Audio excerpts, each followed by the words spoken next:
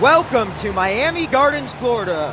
Hard Rock Stadium, the site for the 83rd Capital One Orange Bowl on WCBN FM Ann Arbor. I'm Leo Blavin. Joining me high above the Florida State sideline here in South Florida is Will Yang. Will, the big news breaking moments ago. Jabril Peppers, Michigan star linebacker, punt returner, really the jack of all trades for this Michigan football team, out of this game with a hamstring injury. How does that change Michigan's defensive approach against one of the best players they're going to face all season in Florida State running back Dalvin Cook? Yeah, this is a big blow to the whole Michigan team, just given what Jabril is capable of doing on the football field. Jabril was suited up, but he sustained a hamstring injury in practice earlier this week, and he was ready to go, but the hamstring was really limiting him during warm-up. So Jim Harbaugh and the coaching staff made the decision to have Jabril sit out this game. But defensively, Jabril Peppers just has such an impact on the football field. He plays so many positions. Linebacker is his main position, but he also plays some safety,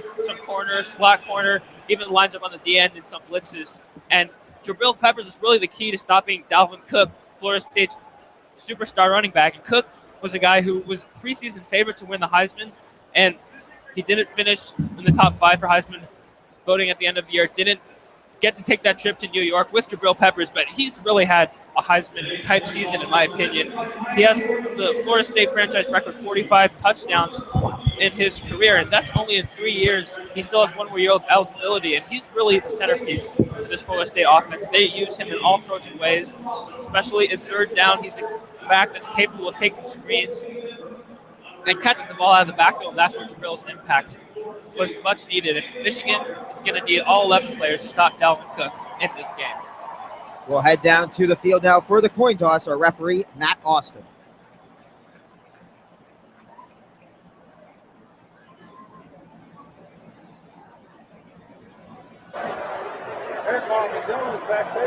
Gentlemen, congratulations on being selected to play in the 2016 Orange Bowl. This is Russ Pulley, your umpire. My name is Matt Austin. I'm your referee. Joining us today for the coin toss is Mr. Michael Chavies, Orange Bowl Committee President and Chair. Michigan, you're the visiting team. You're going to call the toss. The Capital One logo will be heads. The bowl of oranges will be tails. What's your choice? Heads. Heads is the call. Mr. Chavies, please flip the coin. And it is heads. You've won the toss. You want to defer to the second half. You guys want the football? Which way you want to kick? Which way you want to kick? Okay, Michigan over here, Florida State over there. Michigan has won the toss, deferred their choice in the second half. Florida State will receive. And there you have it. Florida State will start with the football. When Michigan gets the football, Will, what are going to be the keys for the Wolverine attack against the Seminole defense? Well, Michigan needs to keep quarterback Wilton Speight on his feet. Florida State defensive end DeMarcus Walker is probably the best defensive end in all of college football, and he's an elite pass rusher. He leads the nation with 15 sacks on the year, and he's just tenacious, and he gets better late as the game goes on. We'll be mentioning his name a lot, but Michigan needs to keep DeMarcus Walker and this Florida State pass rush away from Wilton Speight. And Walker's a guy that can line up all over the defensive line. He'll be matched up against guards, against tackles, so it's going to take a full effort on Michigan's part to keep Wilton Speight upright. And I think Spate's got to make some plays with his arm, too. This Florida State run defense is good enough to stop this Michigan run attack. And this Florida State defense is pretty banged up in the secondary. They're missing 3 safeties, Derwin James with meniscus, Nate Andrews, pectoral, and Urban Lane with a foot injury. So Spate's got to make some big plays with his arm. This is the third all-time meeting between the Wolverines and the Seminoles. Michigan will start the game kicking off from right to left. The Seminoles working on offense from left to right. Seminoles in their gold pants, the garnet tops with the gold numerals. Michigan in their road white uniforms with the blue numerals and the famed winged helmet. Kenny Allen gets ready to kick this one away. Puts the right foot into it, and we are underway from the Orange Bowl. It's fielded a good 8 yards deep in the end zone where it's knelt down, so Florida State will start their first drive of the game at their own 25-yard line, led by redshirt freshman signal caller DeAndre Francois. What does he bring to the table, Will? Yeah, Francois, a redshirt freshman, like Leo mentioned, and he has some really great talent. I think he I've seen him make some NFL plays in his young career at Florida State, but Michigan's got to get after him and force Florida State into third and long position, where although he has talent, he is prone to making freshman mistakes, and if Michigan can bring the heat, you can see Francois turn over the ball a few times this game. The Seminoles will start in the shotgun with arguably the best running back in the country, Dalvin Cook, to the right of Francois.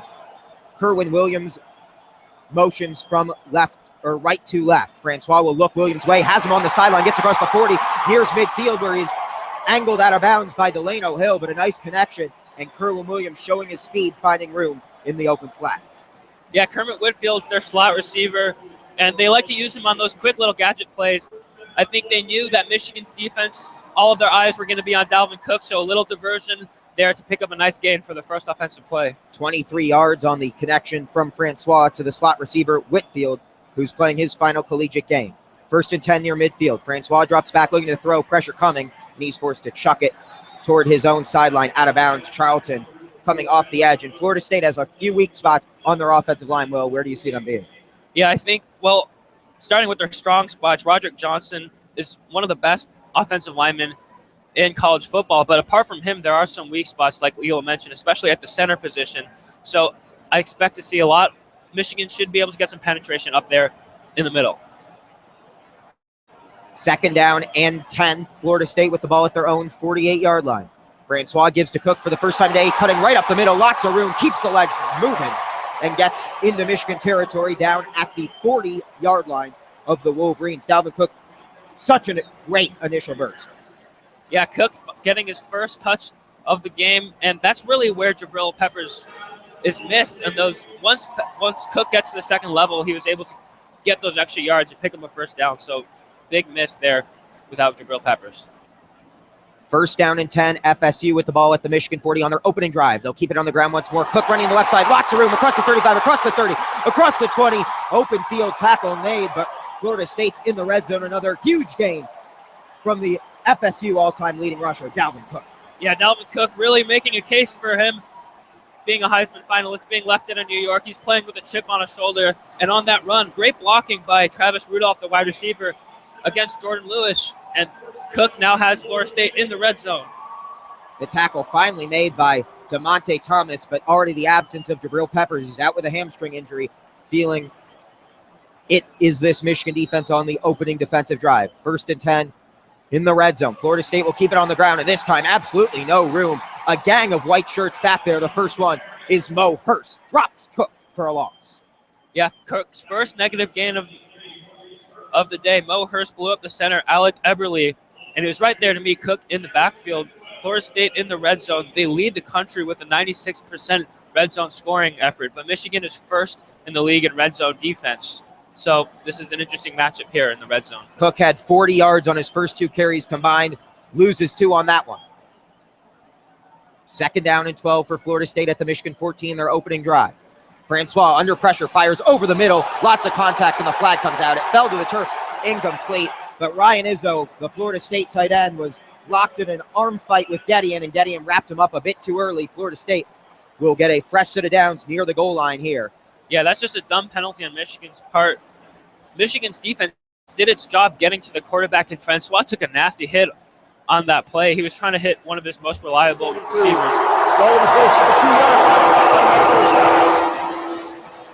He was trying to hit one of his most reliable receivers, tight end Ryan Izzo, and he just airmailed it. I don't think there was a chance for Izzo to catch the ball. Just a dumb penalty on Michigan's defensive part.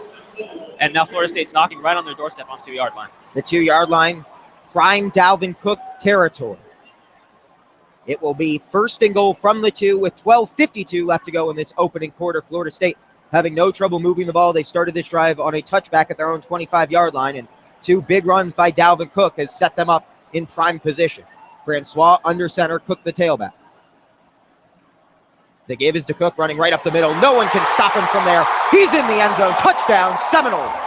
Yeah, that was just too easy. Florida State lined up in a power set with an extra fullback, and they just asserted their dominance on this Michigan defensive line.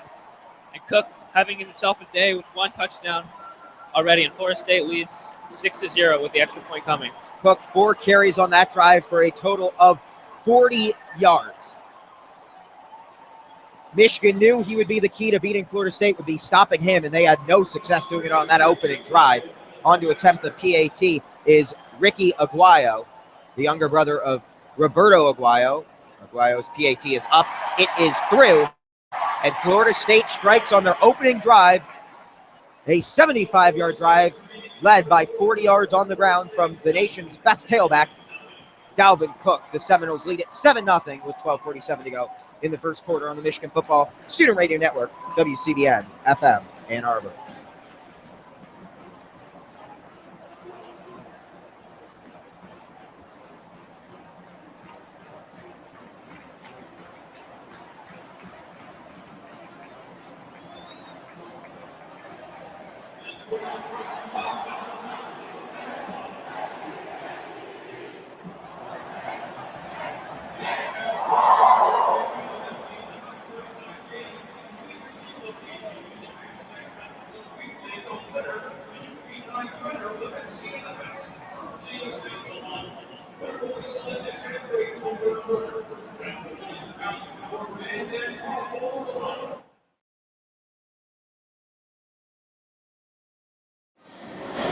Welcome back inside Hard Rock Stadium. I'm Leo Glavin. Joining me, Will Yang here in Miami Gardens. Will, Florida State scores on their opening drive. They take it 75 yards. They have a 7-0 lead with 12:47 still to go in the first quarter. What did you see that led to such great success for the Garnet in goal? Well, that was just too easy. Florida State made it look like a cakewalk driving down and scoring on their opening possession. And we mentioned at pregame that Jabril Peppers' absence will really hurt this Michigan defense, but Florida State was just too dominant, and I don't think that Jabril would have made a difference on that drive. What Michigan did was they allowed Dalvin Cook to get to the edge, and their defensive ends, Chris Wormley, a senior captain, has to be better than that, has to be able to contain Dalvin Cook and prevent those big runs. That's what killed Michigan. Their defensive line is good enough, their front seven also, to get penetration and stop Cook, but if they break contain like that, Cook's going to have a field day, and it's going to be an ugly day if Michigan can't figure this out on defense. Cook entered this game needing just 72 rushing yards to break the school record for rushing yards in a season that he set ago. He had 40 on the opening drive, and Michigan's going to have no chance competing in this game if every single time Dalvin Cook touches the football, he hits 10 yards, which is what he averaged on that opening possession. Michigan will get the ball back, though, the first chance of their offense to put points on the board, operating right to left. Again, Jabril Peppers out of this game, so the deep men back to return are Jordan Lewis and J.U. Chesson, both certainly great returners in their own right, but not the same electrifying type of returner that Jabril Peppers is. Yeah, Peppers' absence also hurts on special teams. I know we've only talked about him defensively, but Peppers played a huge role all season on special teams and affecting that field position battle. But let's see how Chesson or Lewis does on this kickoff. The kickoff man is Logan Tyler. He boots this one about 5 yards deep, and it sails over the head of Jordan Lewis, who didn't even bother to catch it and kneel it down. Instead, he lets it fall harmlessly into the Florida State painted end zone. And Michigan will start this drive at their own 25, trailing 7-0 with 12:47 left to go in the opening quarter on this, the Michigan Football Student Radio Network, WCBN FM Ann Arbor. Michigan takes over. Wilton Spate looked very good against Ohio State, save a few throws that he would love to have back. What's going to be the key for him tonight? Yeah, and even Ohio State, he was coming off a shoulder injury. Now with a month to heal, he's 100%. And I think he's got to take some shots against this banged-up secondary that we talked about in pregame. Davion Smith, the starting tailback. Khalid Hill is the fullback in the offset eye. Chesson, the motion man, right to left, and they will run a wide receiver sweep. Not a lot of room. Chesson gets to the sideline and picks up 1, maybe 2 yards before getting thrown out of bounds. Great pursuit, and bringing him down was the Florida State defensive back, Marquez White, joined by Matthew Thomas, the linebacker. Yeah, trying to spread Florida State's defense out horizontally with that reverse. I thought they didn't do enough of that in the last game against Ohio State, but starting off with that reverse, trying to get yards, but only 2 on that play. Second down and 8 from their own 27. Spade alone in the shotgun, has 3 to his right. Drops back, pressure coming. He senses it, fires it over the middle to Jake Budd, who gets across the 35 and down to the 36-yard line. He needed 8 yards. He got all 8 of them. Michigan gets a fresh set of downs. Great improvisation there by Spade. Yeah, that was our first look at Florida State's pass rush, one of the best in the country, led by DeMarcus Walker, who we talked about before the game. But Spade neutralized it by rolling out, bought himself a little extra time, and knew right where his tight end was, Jake Butt, to pick up the first down for Michigan. Not sure that was the design of the play, but anytime you can find the nation's best tight end, it's a good one. Michigan with a fresh set of downs at their own 35, trailing 7-0. On the ground for the first time, Davion Smith running up the middle. Nothing doing a gang of Seminole tacklers. The biggest one in the bunch, Derek Noddy, who's been a beast all season at the nose tackle position. Yeah, Derek Noddy, 312 pounds, but he's super athletic, and he dominates centers. He's not just a big plugger, he's really athletic specimen. He showed it there, stuffing Davion Smith for no gain. 2nd and 10 coming up. Grant Perry obviously suspended for this game. Replacing him in the slot to start is Kekoa Crawford. Chesson to the left, Darbo wide to the right, Spate in the shotgun. 2nd down and 10. Pressure coming, checks it over the middle. It's tipped up. McFadden nearly had the interception, but it falls to the turf. And that is not a guy Michigan wants to test often in this game. Tavares McFadden leads the nation with 8 interceptions, and he nearly had his 9th there. Great coverage on Amara Darbo. Yeah, Florida State secondary is banged up, but Tavares McFadden is one of the best corners in the league, the winner of the Jack Tatum Award this offseason, and he was right there. Perfect coverage on Amara Darbo. 3rd and 10 coming from Michigan. Not a down Michigan wants to be in often this game with the Florida State pass rush, having their ears pinned back, looking to put pressure on Michigan's quarterback. 2 wide to the right, 1 to the left, 3rd down and 10 from their own 35. Spate, 3-step drop, under pressure, fires it over the middle, and it was either behind Kekoa Crawford or ahead of Jake Butt. Either way, it falls to the turf harmlessly, incomplete, and pressure may have forced that missed throw. Yeah, I'm not sure what happened there. It was kind of a weird play. There were 2 receivers in that area, and Spate threw it to kind of in between them, but that pass rush was coming fast, and that's what Michigan has to avoid if it wants success offensively, is they have to avoid those 3rd and long situations where Florida State can pin their ears back and get after the quarterback, and they forced Spate to make a quick decision, and it was an error there, forcing Michigan to punt on their opening drive. Nyquan Murray back deep to return this punt. Kenny Allen lined up at his own 20. Good snap. He fields it cleanly, not a lot of pressure, and he gets off a booming kick. Murray trailing back all the way towards his goal line. He fumbles it. It's on the turf. Lewis dives on it. Does he get there first? He does. Michigan football at the 1-yard line. Murray was not aware of where he was on the field, and the first man there was DeMonte Thomas, one of the gunners. Great awareness by Thomas to find the football, but Murray has to know better. He was lined up at his own 25-yard line, trailed back on a booming kick off the foot of Kenny Allen, and Michigan will take over at the 1, but a big blunder there by the Florida State special teams. Yeah, that was a huge play. We were talking about Jabril Peppers not being out there, that Michigan wouldn't have the special teams advantage, but this is a huge play, especially given the way Florida State's been dominating offensively and defensively in the first 2 drives. Now Michigan has it right on the 1-yard line, and this can be a complete momentum shift. 10:42 to go in the first quarter. Florida State leads 7-0, but Michigan takes over on the muff punt at the Florida State 1-yard line. Spain under center. They give to Smith, and he is met in the backfield. An unbelievably violent collision delivered there by Matthew Thomas. Yeah, Matthew Thomas coming in hot from his outside linebacker position. Met Smith right in the backfield, and that's a huge play because Michigan's one of the best teams on the goal line on offense, and now he pushes them back all the way to the 4, and it's going to cause Jim Harbaugh to change up his strategy a little bit. Maybe stay away from that power game that's been so effective for Michigan usually on the 1-yard line. Off the muffed punt by Nyquan Murray, Michigan gets a second crack on their opening possession. They trail 7-0 with 10 minutes to go. Davion Smith, the tailback, Khalid Hill in the offset eye as the fullback. Darbo to the left. Spate rolling to his right, looking for Chesson. Fires it back into the near corner of the end zone, and he overthrew his intended man. A wide open J.U. Chesson, but they could not connect.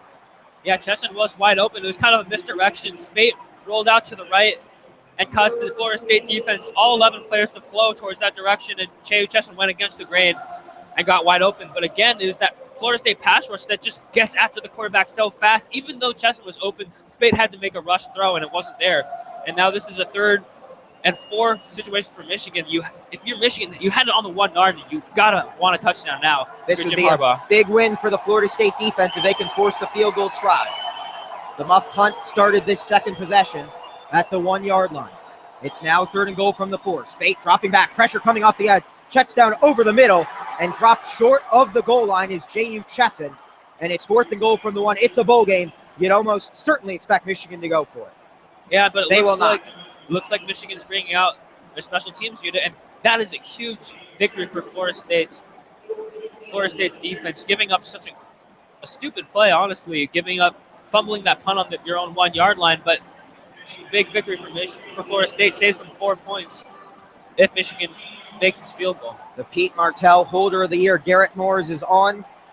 Sipniewski, the snapper, Kenny Allen on to attempt the short field goal. He hasn't missed in a long time, and he doesn't miss there either. Michigan's on the board, 7-3. The Florida State Seminoles still lead it with 9:11 left to go here in the first quarter. But, Will, you talked about it a moment ago. That's a big win for Florida State's defense. Michigan recovers the muffed punt at the opposing 1 yard line and is forced to try a field goal. Yeah, right now the score reads 7-3, and if you haven't been watching the game and you just see the score, you think, oh, it's a close game. But really, Florida State has been dominating on both sides of the ball, and especially on that last defensive possession. Michigan had it on the 1 yard line. They should have scored there, but Florida State's defense stood tall and didn't give up any yards. And Michigan only has 3 from that field goal to come away from that. And it's just a big confidence booster for those Florida State players on the sideline, knowing that they can keep up with this Michigan offense. Now Florida State gets the ball back. Dalvin Cook had 40 yards on the opening drive. What can Michigan do to try and stop him from gaining even more yards on the ground, particularly with the absence of Jabril Peppers, who's out of this game? He suffered a hamstring injury in practice prior to the bowl game, tested out in pregame warmups. He could not go.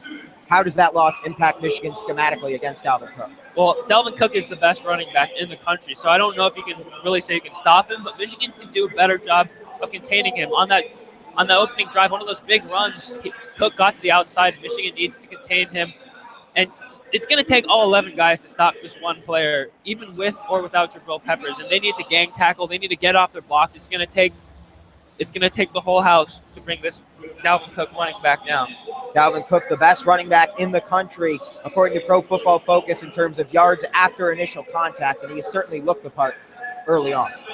Yeah, Dalvin Cook, he's just a guy that can do it all, running the ball in early downs, catching the ball out of the backfield, also pass blocking. He's one of the most NFL running backs I've seen play at the college level, and he's only a junior. He still has 1 more year of eligibility, and he's already setting these Florida State franchise records.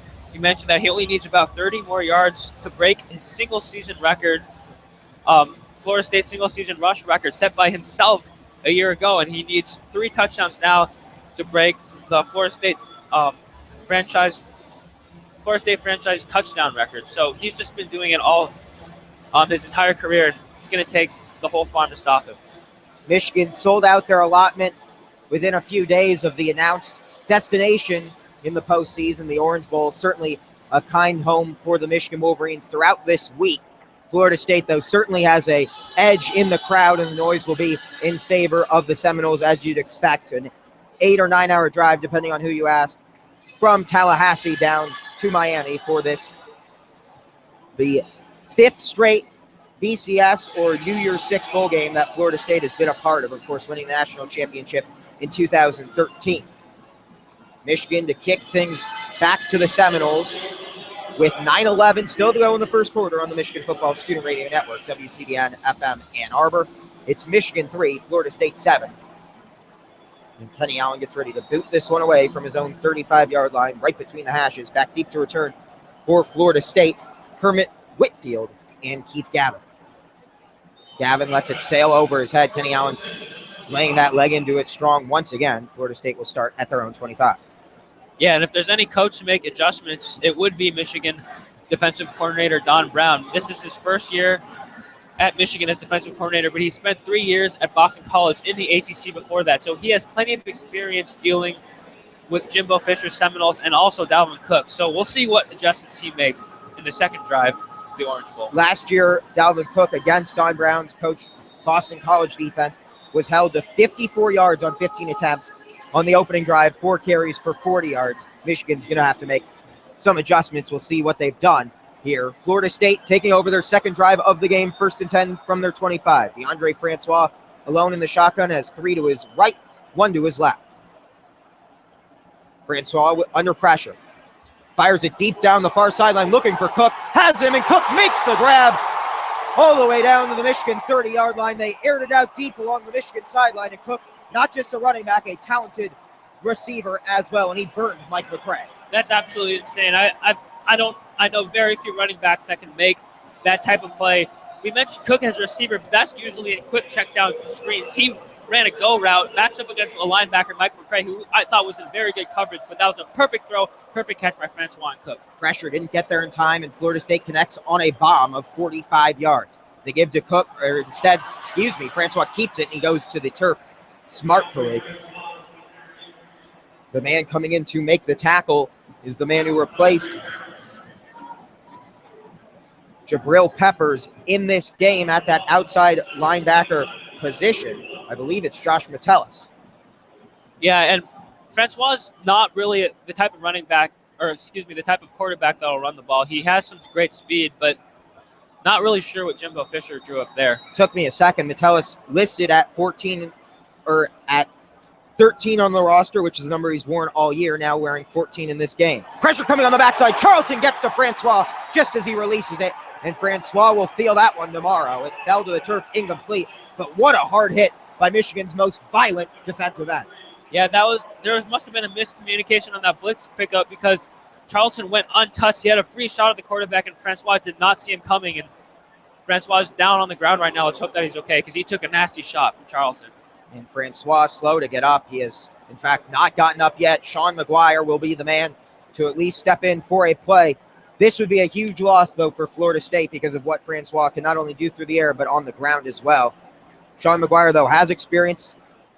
He's played in 4 games this year, 7 of 12 on the year with 2 touchdowns and 1 interception. But Florida State, the bigger concern has to be along that offensive line because Charlton, a guy who has 8.5 sacks coming into tonight's game, can't be a guy you leave unabated to the quarterback. Yeah, he was literally untouched after watching that replay. And Francois, he was getting up, looks to be okay, hopefully. And he's a guy that has an NFL talent arm. We saw that on that big bomb to Cook, but now the backup quarterback, Sean McGuire, is coming in, and he does have experience. He did play in Florida State's Peach Bowl last year, so he knows what it's like to play in a big game, but 3rd and long is not really the situation you want your backup quarterback to be in.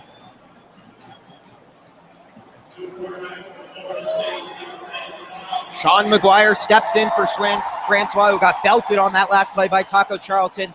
And as you said, 3rd and 11, not the ideal situation to enter. Florida State with the ball at the Michigan 31, leading 7-3 with 8:10 to go in this opening quarter. The tight end, Ryan Izzo, lined on the left side of the offensive line. Dalvin Cook to the left of McGuire. It's a delayed handoff to Cook, running up the middle, and a great open field tackle made once again by Metellus, holding Cook to just 5 yards. He needed 11. Florida State will send on the field goal unit. Yeah, smart play. Backup quarterback in. Don't want to make any crucial errors in Michigan territory. And why not give it to Dalvin Cook? He's had success all game so far, and he almost broke one loose. In correction, that was Delano Hill, the safety, coming in to make that stop. But another great open field tackle. Michigan's going to need to make them against Dalvin Cook. McGuire on to attempt the PAT. It'll be a 42-yarder. He has been shaky throughout this season. Michigan has a chance to block it. This one is up, and this one is right down the middle, never a doubt. And that's a big confidence builder for Aguayo, who missed 2 against Florida in the last regular season game of the year for Florida State. Yeah, Aguayo, a true freshman, was the highest-rated kicker coming out of high school last year, and it was a big name that Florida State got. He kicked 6 field goals in their opening game against Ole Miss, and he started out hot, but he had struggled late in the game, and there was some question whether or not he would start, but split the uprights there, and looks to be okay, and I'm going to bet that Jimbo Fisher's going to keep him out there for the rest of the game. After a 45-yard connection from Francois to Cook, Michigan's defense holds the Seminoles to a field goal. It's Florida State 10, Michigan 3 with 7:31 left to go in the first quarter on this, the Michigan Football Student Radio Network, WCBN FM Ann Arbor.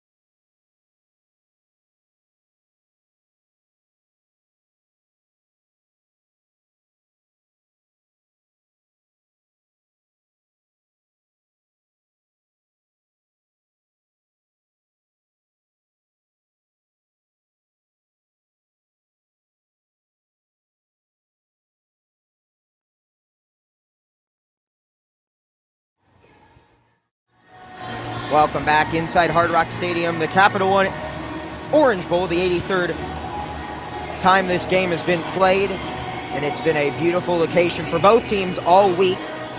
Florida State feeling that home field advantage, and they have a 10-3 lead to show for it. And through 2 drives, they've found a way to put points on the board. Michigan's defense, though, holding Florida State to a field goal on that last drive, and it's a welcome relief after Dalvin Cook shredded the Wolverines on the opening drive. The biggest thing to come out of that drive, though, was DeAndre Francois with an injury. He headed to the sideline, but he's been throwing on the sideline after taking that hit, and he should be good to go the remainder of this game, you would expect. Yeah, Francois is up on the sideline, and after Florida State failed to convert that third down, he ran onto the play thinking that it would be an offensive play. So he looks like he's going to be good. It probably just got the wind knocked out of him. I'm not a doctor of any kinds, but I think that's what happened from what I could see. And so it looks like he'll be okay. And that bomb to Dalvin Cook was just incredible, and that's what brought Florida State into Michigan territory. But I think if you're Michigan's defense, you can live with that. I think that's just an incredible play by an incredible player, and I think that Michigan's done a much better job in the second drive limiting Dalvin Cook and the Seminoles offense. Sean McGuire, though, certainly is a capable quarterback. He, of course, played most of last season for Florida State, including in that Peach Bowl. So it may not be as big a drop-off as Michigan fans would hope for. But again, it appears Francois should be good to go on Florida State's next possession. In the meantime, Michigan will get the football back, trailing by a touchdown with 7:31 to go in the first quarter on the Michigan Football Student Radio Network, WCBN FM Ann Arbor. Michigan looking to get their 11th win of the season, and for the second straight year beat a Florida school in the state of Florida in their bowl game. Another deep kick. Jordan Lewis lets it sail over his head. Touchback will put Michigan again at their own 25 for the second drive of this game. Yeah, Michigan now starting their third offensive drive if you count them stalling out in the red zone. And so far, Florida State's pass rush has really gotten to Spade. They haven't gotten any sacks. They haven't gotten any hits, but they've been in his face all game so far, forcing him to make quick decisions. So I think for this third drive, Tim Drevno's going to drop a few quick throws, get Spade more comfortable, get his feet wet in this Orange Bowl. This is a Florida team that won their last 4 games, and you can sense the momentum carrying into this one.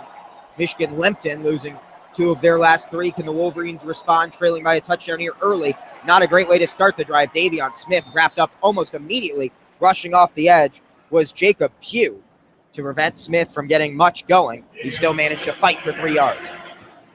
Yeah, Smith kept his legs churning there. It looked like he was met in the backfield for a gain of no yards, but I think it was by Frederick Jones, one of the defensive linemen. But Smith kept his feet turning, and that's huge because now it's 2nd and 7 instead of 2nd and 10, and Michigan can do a lot of things here in this situation. Jones and Pugh colliding, and Smith found a way to carry them both for positive yardage. 2nd down and 7. Michigan with it at their own 28. Under center is Spate. 5-step drop. Looking to throw. Fires it deep down the Florida State sideline. Looking for Darbo, who makes the catch. Did he stay in bounds? He did not. That right shoulder must have landed on the sideline. Incomplete. It was a nice connection, but Darbo ran out of real estate. Yeah, Darbo matched up against Marquez White on the go route. Spade had plenty of time. It was a clean pocket, and he was able to get that out cleanly, but there was a bit of arm jousting there. I thought you could have thrown a holding. Jim Harbaugh can't be happy with that outcome. And it's the right call. Darbo just not able to get a foot down, and it was his right thigh that landed out of bounds as soon as the catch was made. Sets up a 3rd down and 7 from the 28. Michigan is 0 for 2 on 3rd downs thus far. Spade in the shotgun as Smith to his left. Stacked receivers on the left side of the offensive line. Spade, pressure coming, fires it as he's hit, looking for Jake Butt. Nearly intercepted, but never had a chance to jump on it as he was jumped over. I think it was uncatchable. No flag coming, much to the dismay of the Mackey Award-winning tight end. Michigan will have to punt. Yes, Spade took a shot there. Derek Nottie, the nose tackle that we mentioned earlier, came pretty much unblocked on a stunt. And Spade had no time to really get the ball out, and he just had to throw it up, and it was uncatchable. Another big defensive stand by Florida State. Always have to be alert for a possible fake punt. Michigan with some motion. Kenny Allen waiting to punt it from his own 15. Good snap, and he gets another booming one off. Once again, the deep man back to return is Naquan Murray. He will try his luck on this one. Gets across the 20 and no further. The first man down there making the tackle was Brandon Watson. So Florida State will start at their own 25-yard line on a 4-yard return. And there also is a flag down. We'll see who it's on. If it's against Florida State, this will pin them back. If it's against Michigan, Florida State likely will ask for a re-kick. We'll go down to our referee once again, Matt Austin. Illegal formation, number 9 of the kicking team, was originally covered by a wide out, became uncovered. A 5-yard penalty will be tacked on from the end of the kick. First down. Interesting. Florida State not electing to re-kick. Jay Harbaugh and Jim Harbaugh. Jay Harbaugh, of course, the associate special teams coordinator. Chris Partridge, the special team coach, discussing that with the line judge as well. But whenever you see a lot of motion like that on a punt, it seems to always draw a flag. And for my money, I would assume the Michigan coaching staff is right. Of course, the Zebras on the field would disagree. So Michigan tacked with their second penalty, of the game. Florida State will gain 5 yards at the end of the kick and start this drive, their third of the game, at their own 30-yard line. 6:30 left to play in the opening quarter. Florida State 10, Michigan 3. See if Michigan can stop Cook on this drive. I think they did a much better job of stopping him in the run game. But Cook's the kind of running back that can wear you out, and Michigan needs to stay strong.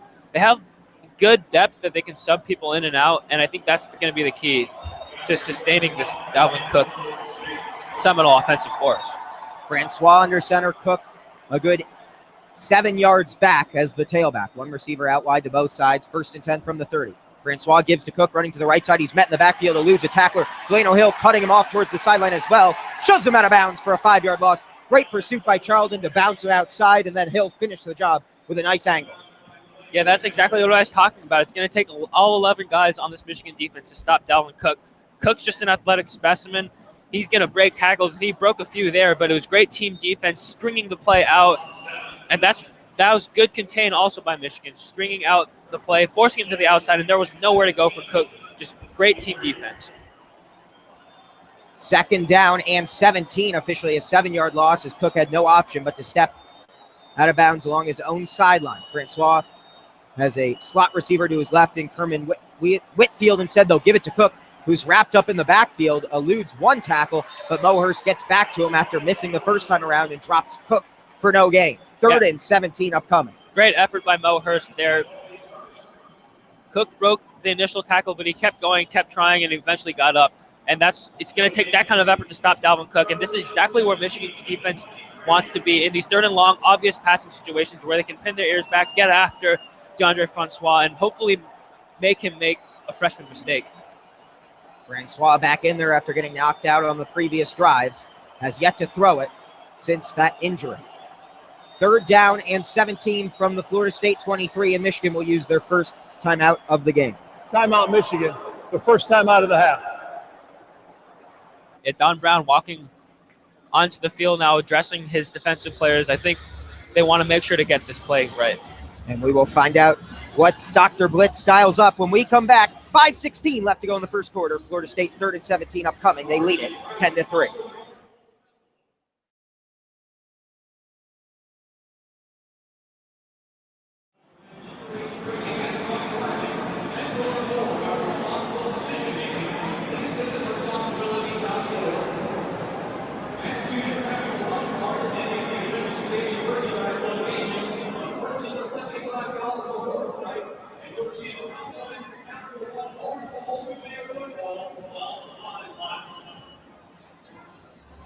This holiday season, get the pick of holiday millions. Put up to $2 million instantly. And remember, each lottery purchase you make is a win for education. The Florida Lottery has generated more than $30 million for education in Florida since 1988. The Florida Lottery, just imagine.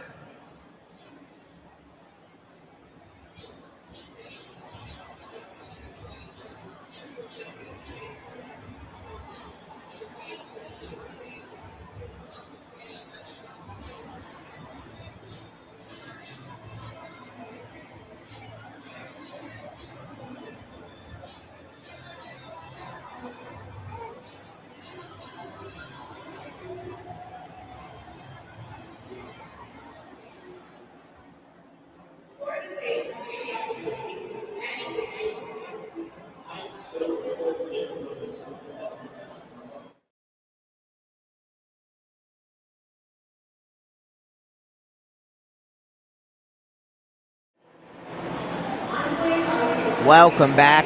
5:16 left to go in the first quarter. Michigan trailing Florida State 10-3, but 17 yards away from forcing the first punt of the game from the Seminoles. 3rd down and 17 upcoming. Michigan did not like what they saw in their defensive alignment, so Don Brown and the Wolverine sideline using their first timeout of this game. Will, what do you expect to see from the Seminoles?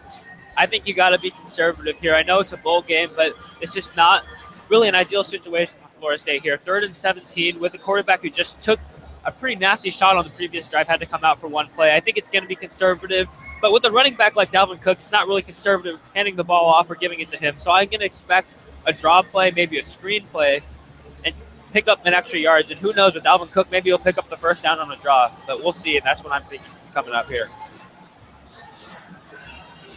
Jabril Peppers out of this game. He suffered a hamstring injury earlier this season and has not played after struggling through warm-ups.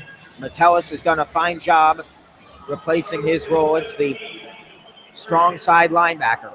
Charlton, Glasgow, Hurst, and Rashawn Gary in it, the defensive line. Francois on the pistol with Cook behind him and stacked tight ends to his left. 3rd and 17, it's delayed, give to Cook. Cutting to the left side, gets through the initial tackler, but Glasgow will finish it up. And Glasgow's a big body to run into, even for as powerful runner as Dalvin Cook is. He had no chance to escape that grasp. And after a 2-yard pickup, it'll be 4th and 15, and the punter, Logan Tyler, comes out for the first time today. The deep man to return it with Jabril Peppers out will be Jordan Lewis. And that was a big stop by Michigan's defense.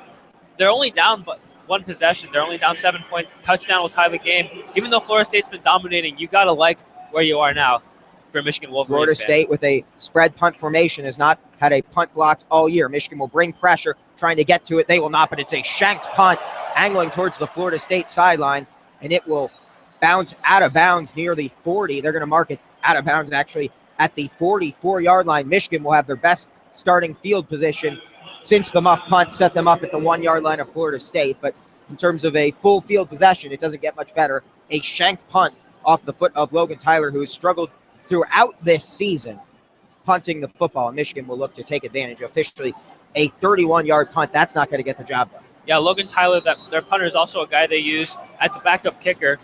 But Michigan has great starting field position, but they have to capitalize. They failed to last time. Florida State made a special team. They trail 10-3, 1st and 10, though, at their own 44 with 4.5 minutes to go in the first quarter. Blitz coming off the edge. McFadden missed Spate. He's able to roll out, just trying to get rid of it. Fires it over the middle. Has Smith. Gets across midfield, and great elusiveness by Spate. And he shows his mobility once again. Checked down to his running back, and they picked up 9 yards, maybe 10. An ill-advised throw, but one that pays off in the end. Yeah, Spate's sneaky athletic. You see him, that large frame, you don't think he's going to be able to evade tacklers right there. McFadden came in hot on a corner blitz.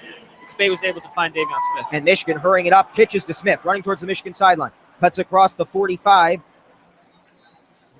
Picks up another 2, maybe 3 yards. A 4-yard carry on 1st and 10. Michigan going up-tempo there.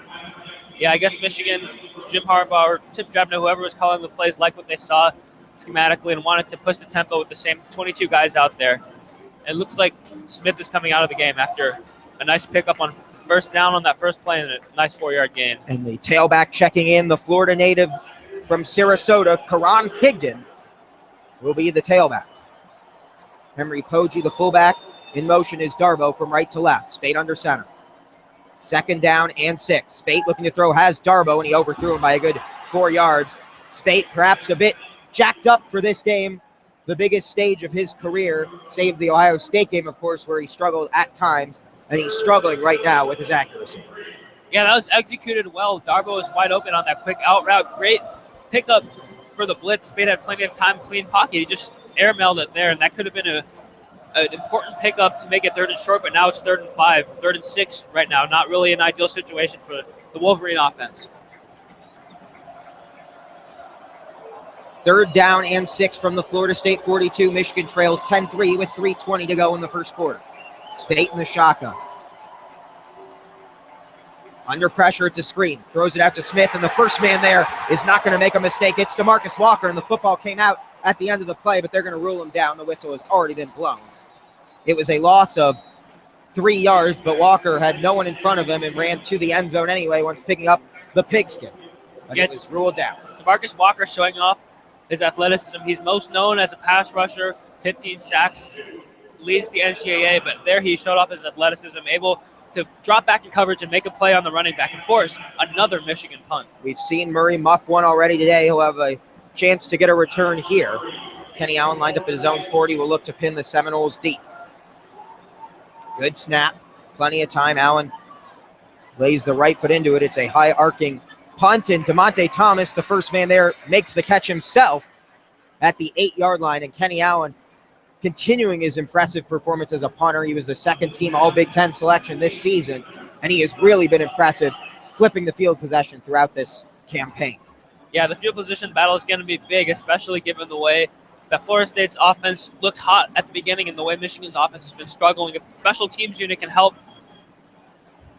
tilt the field in Michigan's favor, that can be huge. And Michigan was able to pin Florida State on the Florida State 7, but I think that if DeMonte Thomas had let it bounce, Naquan Murray, the Florida State return man, let it go over his head. I think if he let it bounce, he could have gotten it further back. But again, Florida State starting off on their own 7-yard line. Officially a 37-yard punt. Florida State starting this drive at their own 8-yard line with 3:03 to go in the first quarter, and the Seminoles leading at 10-3. Francois takes the shotgun snap and now rolls to his left. No pressure, and he fires it deep, has a man wide open, and he connects with That's Naquan Murray. Naquan Murray, the punt return, and he will go the distance. 92 yards from Francois to Murray, and he was left all alone along the Michigan sideline. A busted coverage play, and the punt returner makes up for his muff punt early on in this game with a 92-yard touchdown reception. Yeah, that was Jordan Lewis who blew the coverage. Lewis, one of the best corners in the nation, but he absolutely dropped the ball.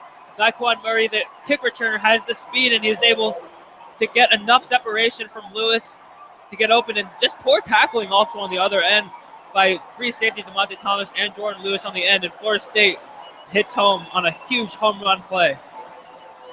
And that is a way to flip the field position. You start the drive at your own 8, one play later, you're in the end zone, and Aguayo's on to attempt the PAT.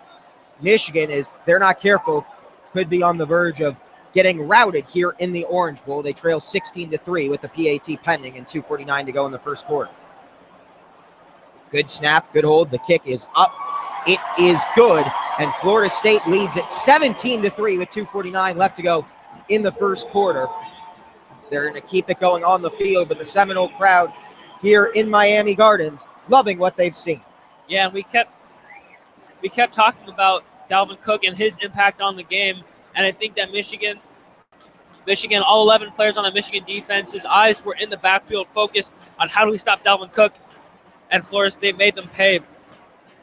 Watching the replay, looks like Murray just got behind all 11 players, and it's probably because they were looking in the backfield for Dalvin Cook.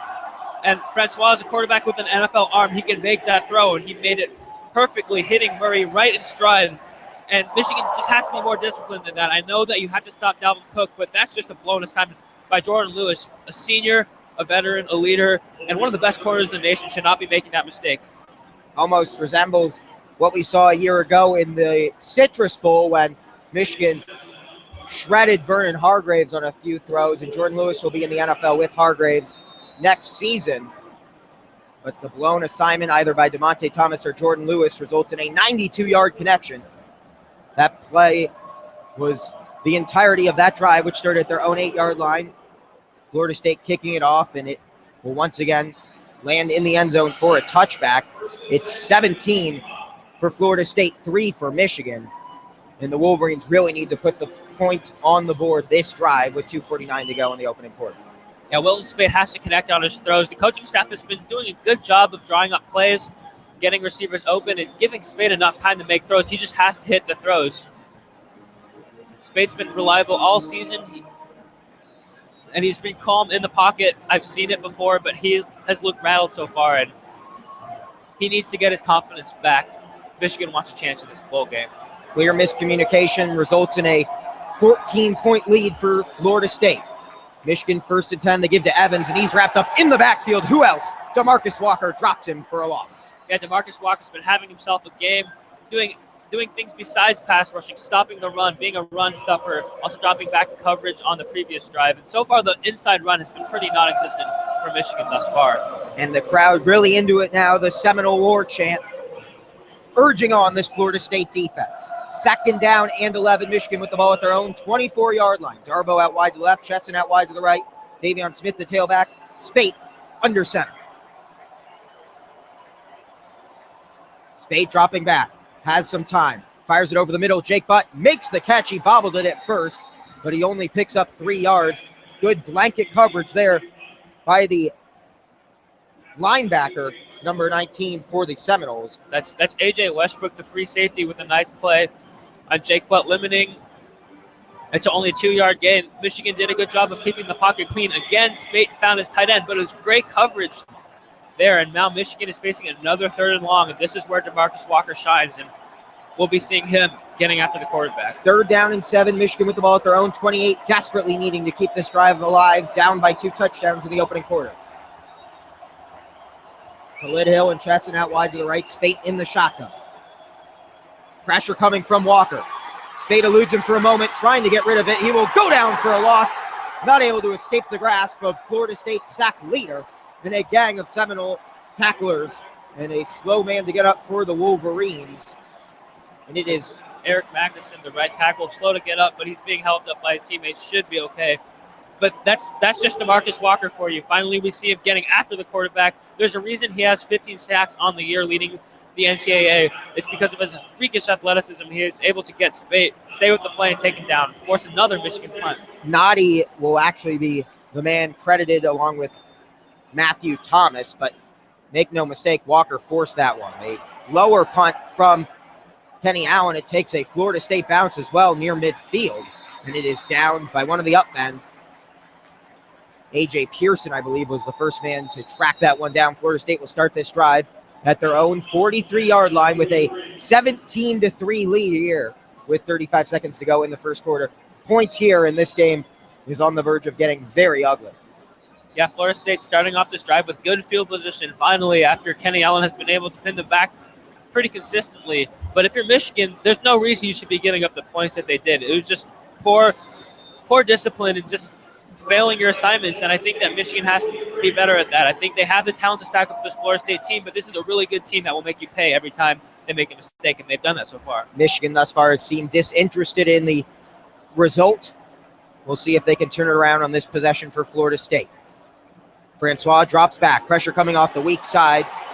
It's thrown over the middle, and it is separated by Channing Stribling, who had great coverage on the big-bodied receiver for the Seminoles, the target, Auden Tate. Yeah, Auden Tate, Florida State's big red zone receiver. He's 6'5", has the big frame, but Channing Stribling has the length to match it. Stribling leads the team with 16 pass broken ups this year, and he uses length to make a difference there. And that was a nice throw again by Francois, just better defense. And by Tate, Stribling. fortunate that he didn't come down with that football because coming over the top was DeMonte Thomas, and he had bad intentions. 2nd down and 10 for Florida State at their own 43. Francois under center has Cook as the tailback. The fullback, Devontae Phillips.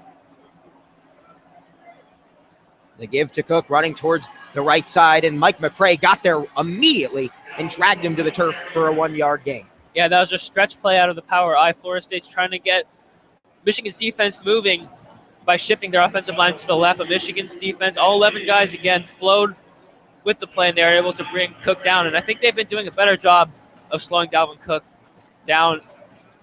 They just have to be, again, they just have to be disciplined as the first quarter comes to a close.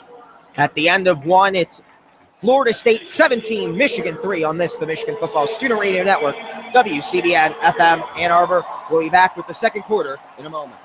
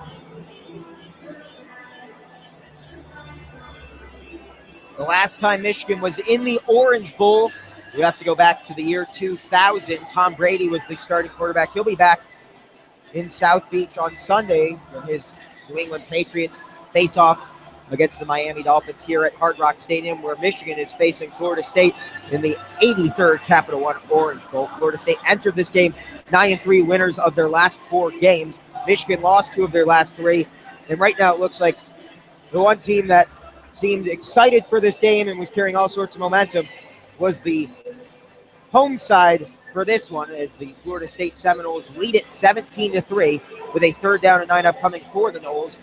The ball at their own 44-yard line, and this has to be a drive that ends here for the Michigan defense. You can't afford to let Florida State increase their lead to 3 possessions. Yeah, 3rd and long here. I think that Florida State's likely going to be throwing the ball here. If you're Michigan, you have to get after the quarterback. This offensive line of Florida State is not good by any means, and this pass rush has to hit home. Francois has been having a field day with his arm so far and has been able to make his throws. He'll be empty in the shotgun here with 3 out wide to the right, 2 to the left side. 3rd down and 9 to start this second quarter. Michigan will rush 5. Flags coming. I think there was some early movement. And we'll see who the call goes against. False start. Offense number 70. 5-yard penalty. Still 3rd down. That's Cole Menshew, who's in at the right guard position. One of 3 guards that Florida State rotates throughout the year, and that's the first penalty of the game against the Florida State Seminoles. It makes it a much less manageable 3rd and 14. Yeah, this changes things for Jimbo Fisher and the Seminoles offensive coaching staff. Dalvin Cook wasn't even in the game on that last play. He comes in now looking like they might go conservative again with a draw, but either way, Michigan has to be ready for anything. They can't give up another deep strike like they have earlier in this game. Cook to the right of Francois, who's in the shotgun. He has Travis Rudolph wide to his left. In the slot right is Kermit Whitfield. Auden Tate motions inside on the right side. Francois with late pressure coming, fires it over the middle, has Rudolph, who's dropped 2 yards short of the 1st down marker. Decision time for the Seminoles as the ball crosses midfield and is dotting the orange in that center field logo, but it appears the decision has already been made. The Noles will punt. Probably the right decision. You don't want to give Michigan good field position given how well the Florida State defense has played thus far. Yeah, the Seminoles got to trust their defense, and depending on how this punt goes, they can pin Michigan back and start the next drive right where they're punting. But that was good defense by Michigan, allowing enough of a cushion, knowing where the chains are. Rudolph was wide open, but they were able to wrap up and prevent him from picking up the 1st down. Logan Tyler bobbles this one, and Khalid Hudson got a finger on it, it would appear. He ran into the punter as well, and this takes a Michigan bounce. It will be down at the 32-yard line, but a low snap coming out of the hands of Stephen Gabbard. And Gabbard's low snap not handled cleanly by the punter, Tyler, and Tyler with another bad punt. You can't fault him here as Khalid Hudson, one of the punt rushers, got a fingertip to it. Yeah, Khalid Hudson was coming in hot. I think he knew that Tyler must have muffed the snap, and I think he did get a finger on him. And again, Michigan's been winning the special teams battle. Michigan should have been pinned back if that punt had gone as planned, and right now they're starting on the 30-yard line, but they have to capitalize offensively. Let's see if they take a shot here. What do you say, Jim Harbaugh? 1st down and 10 for Michigan at their own 31. They give to Davion Smith, and he is belted at the line of scrimmage. That run stuffed. And the first man there, the linebacker, Roderick Hoskins. Yeah, this run game hasn't been going well for Michigan, especially on the inside. Stuffed again by the middle linebacker, Hoskins, who's kind of a thumper. He loves to stop the run, and he did just there. Michigan has a total of 0 yards on the ground in this game on 8 attempts. Smith, 5 carries for 5 yards, but a few negatives have wiped out any positive momentum Michigan has picked up on the ground game. 2nd down and 10. Spate under center. Smith the tailback. That's Chris Evans. He takes the give, running up the middle. And once again, really nothing going in Michigan, keeping it extremely conservative. Josh Sweat there for the stop. Yeah, Chris Evans, less of a power back, more of a slippery running back. Jim Harbaugh trying to change up the pace, but Florida State was ready for the challenge. And again, stuffing Chris, doesn't matter who the running back is, Florida State's been able to stuff anything that Michigan's thrown at them on the ground. Florida State will look to bring pressure with 8 in the box for this 3rd down and 8. 2 receivers wide to both sides. Spate drops back. Under pressure quickly. Steps up in the pocket. Fires it over the middle to Darbo. Fighting towards the first down marker, and he will pick up just enough to move the chains. Yeah, Spain had plenty of time on that. It looked like he was sort of expecting the pass rush to be there quickly, and it looked like he was dodging some phantom pass rushers.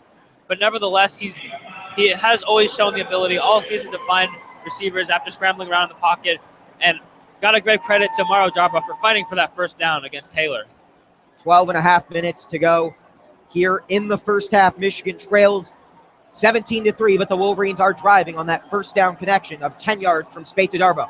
Sweep to Eddie McDoom, and the crowd will let you know who's got the football. Spins out of a tackler, and he's hit late, and a flag will come. I think that's a tough play. I don't think that was intended to be malicious. McDoom wasn't sure he stepped out of bounds. It is a loud venue, certainly when Michigan has the football, but it was a late hit by the letter of the law, Trey Marshall. 20 of the defense. 15-yard penalty from the end of the run, automatic first down. Trey Marshall, and again, I don't think it was a malicious hit. It was a tough play anytime you're along the sideline, but he clearly stepped out of bounds, and it was a late hit and one that has to be called. Both players get up, and again, don't think there was any ill intent, and certainly he didn't want to give Michigan a free 15 yards, but the Wolverines will certainly take it on the second penalty against the Seminoles in this game. Michigan keeping the drive alive, now in deep Florida State territory. Yeah, smart play by Drebno. The inside game wasn't working out, but went with the reverse to spread out the Florida State defense horizontally. Spate under center, gives to Evans, bounces out to the right side, gets across the 30 and steps out of bounds at the 28-yard line.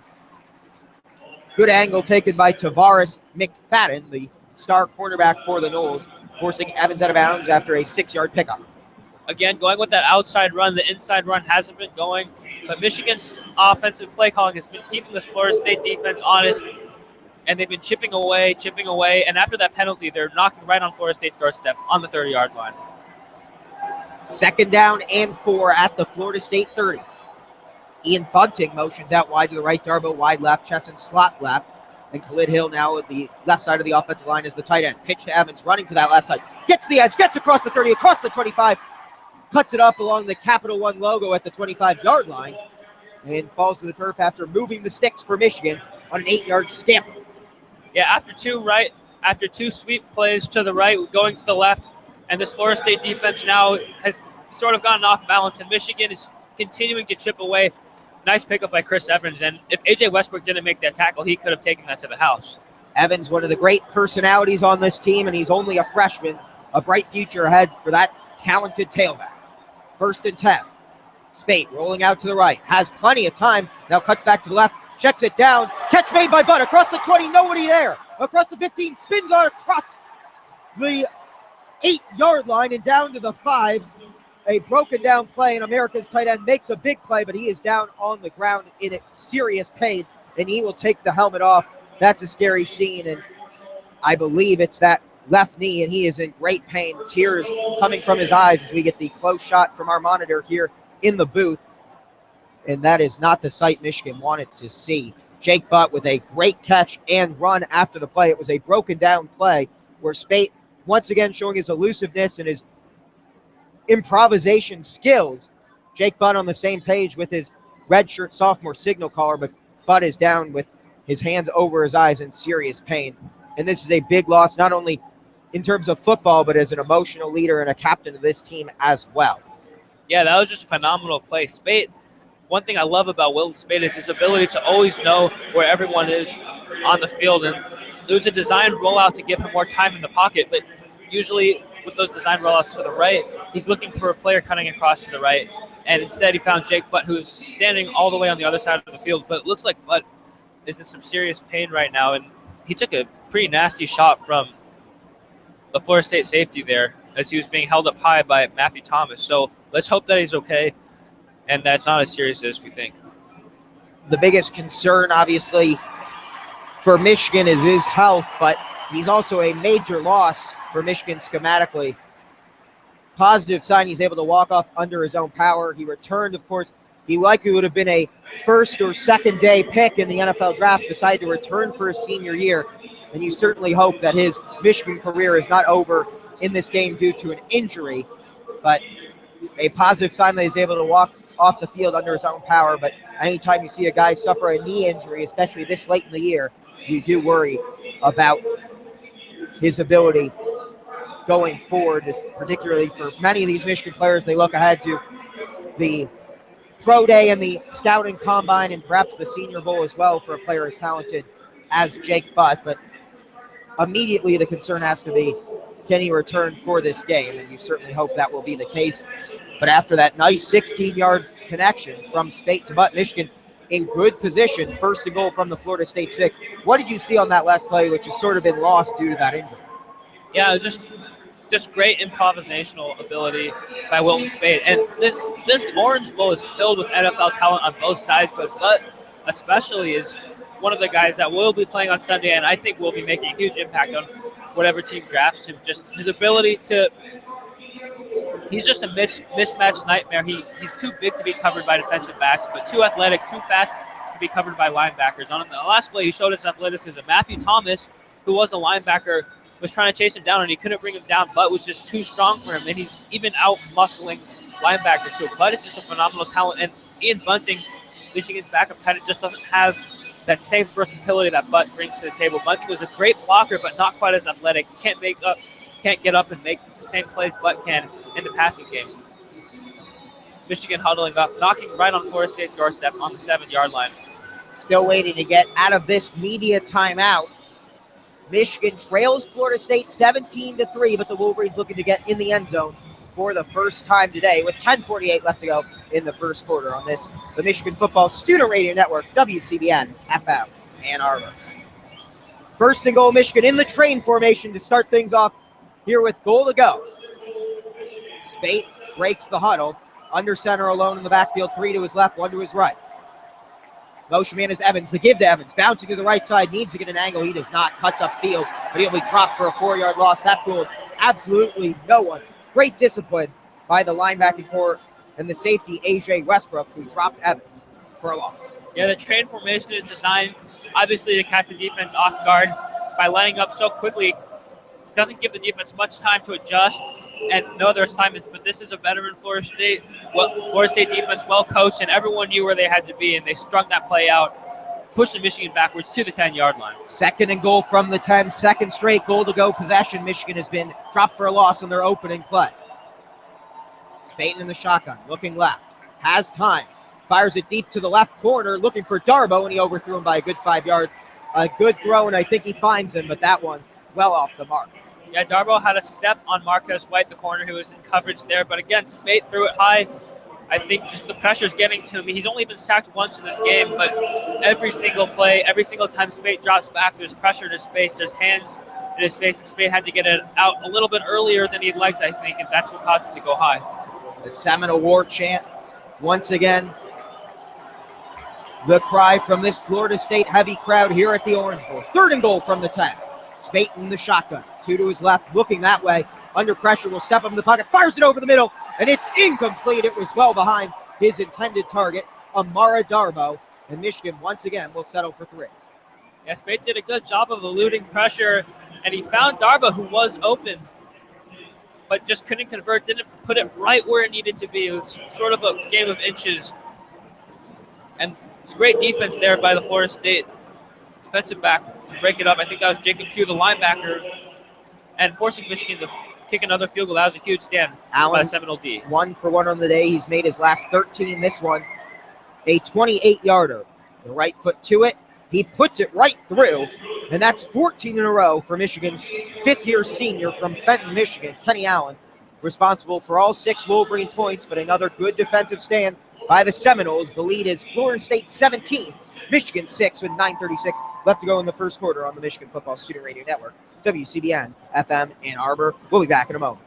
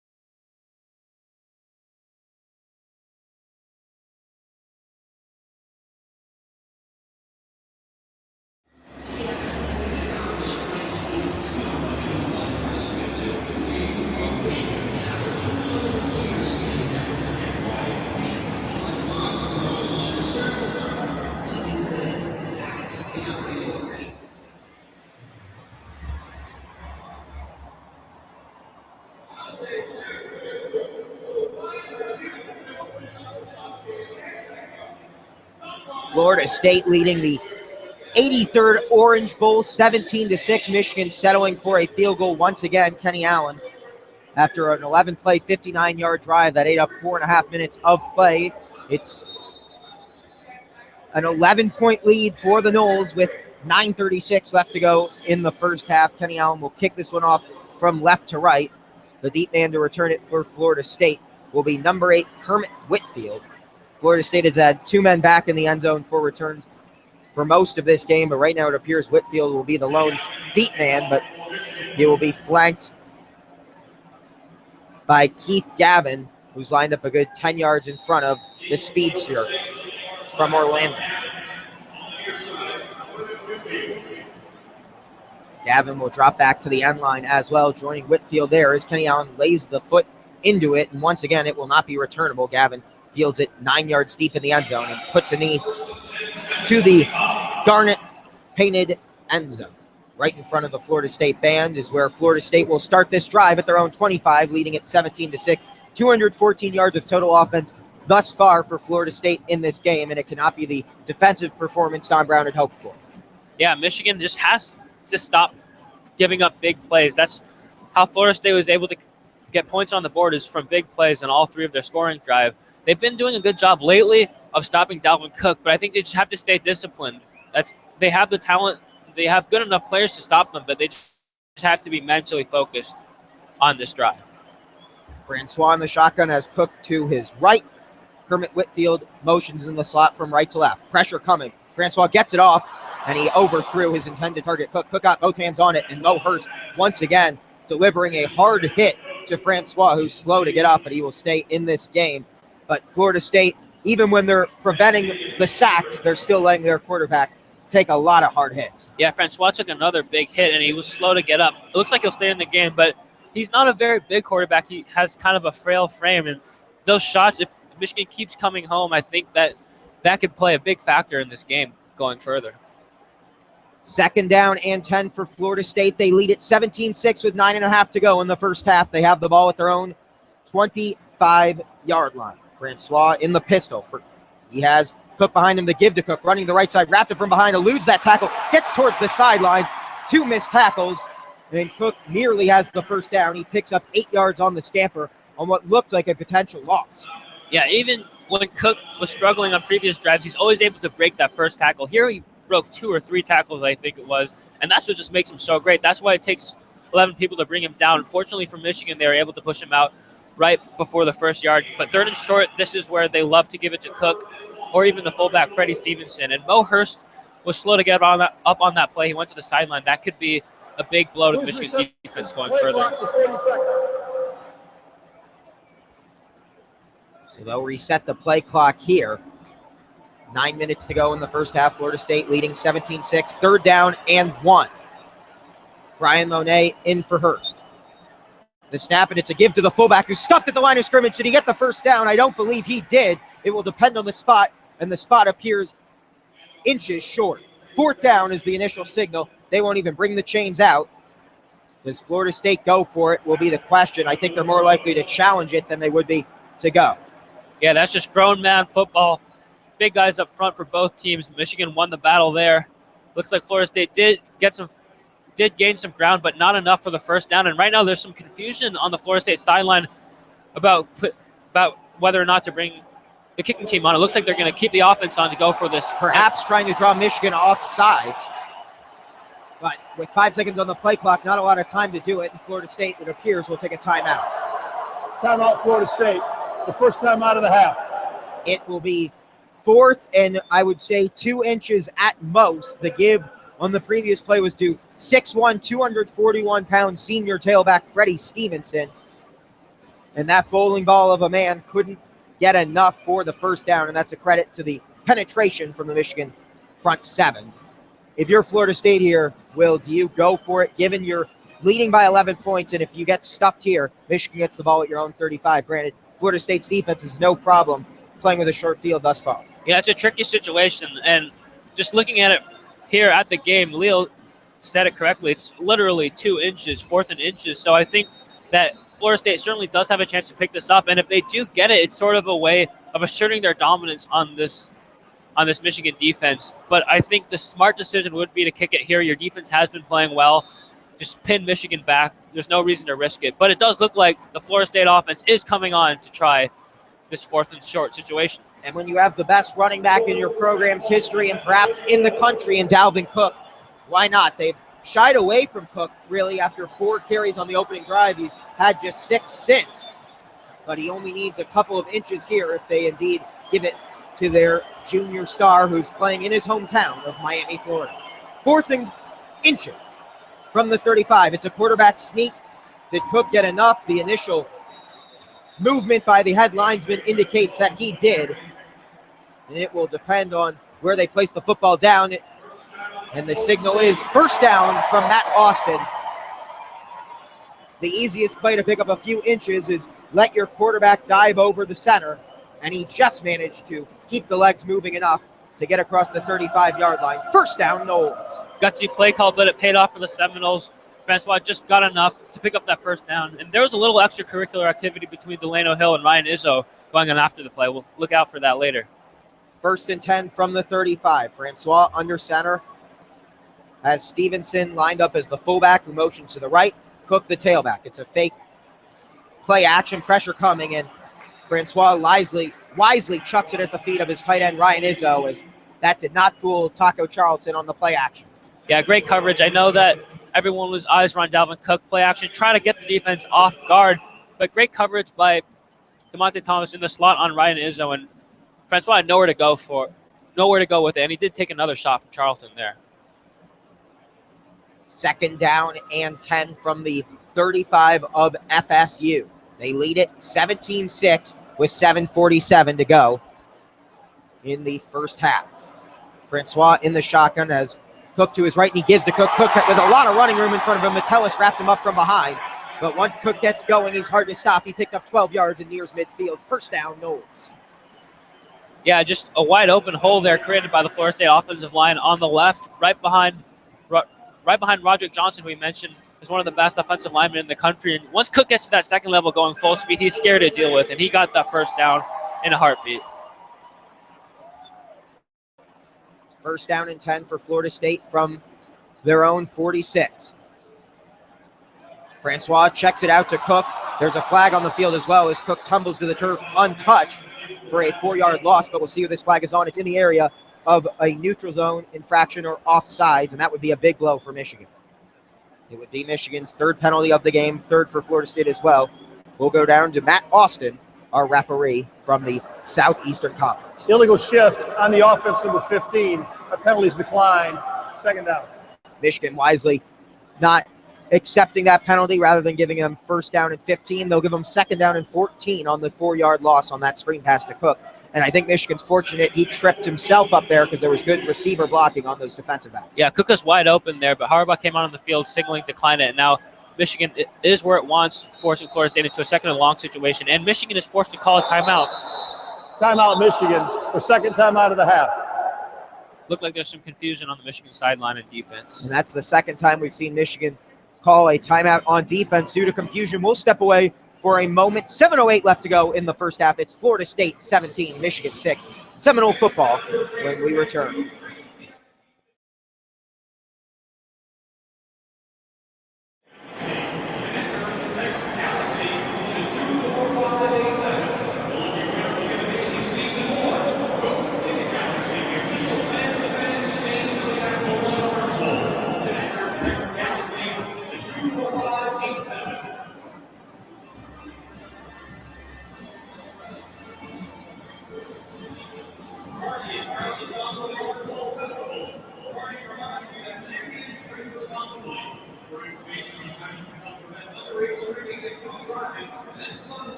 Follow Florida's Major League Baseball teams in their smartphone throughout spring training.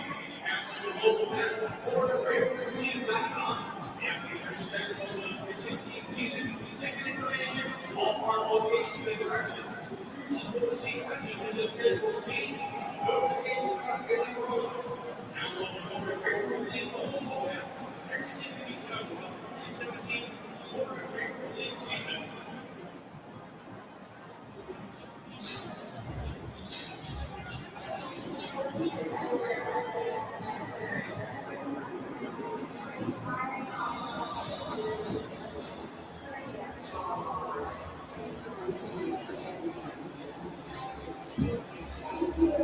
7:08 left to go in the first half. Michigan leads Florida State 17-6. It will be 2nd down and 14 when we return to action. Will, it's the second time we've seen Michigan forced to use a timeout due to either a missed alignment or miscommunication in the defense, and that has to be a cause for concern amongst the second best scoring unit in the country throughout this season, and what has been a extremely experienced and it is looked at defense throughout the year. They have not looked so thus far. Yeah, there was a lot of talk before the game about how Michigan was treating this game like a business trip and how Florida State was just here for fun. But the Florida State players got to go jet skiing before the game, whereas Michigan refused to do any, quote, fun activities. This was a business trip for them. But right now, so far, it looks like it's been the opposite. It looks like Florida State's been here on a mission, that they're the one on the business trip. But right now, Florida State's facing a 2nd and long after the declined penalty, and Michigan has to get a stop here. This is their chance. And if they get the ball back, they should have plenty of time to get a score. And any score for Michigan makes it a one-possession game. So this is a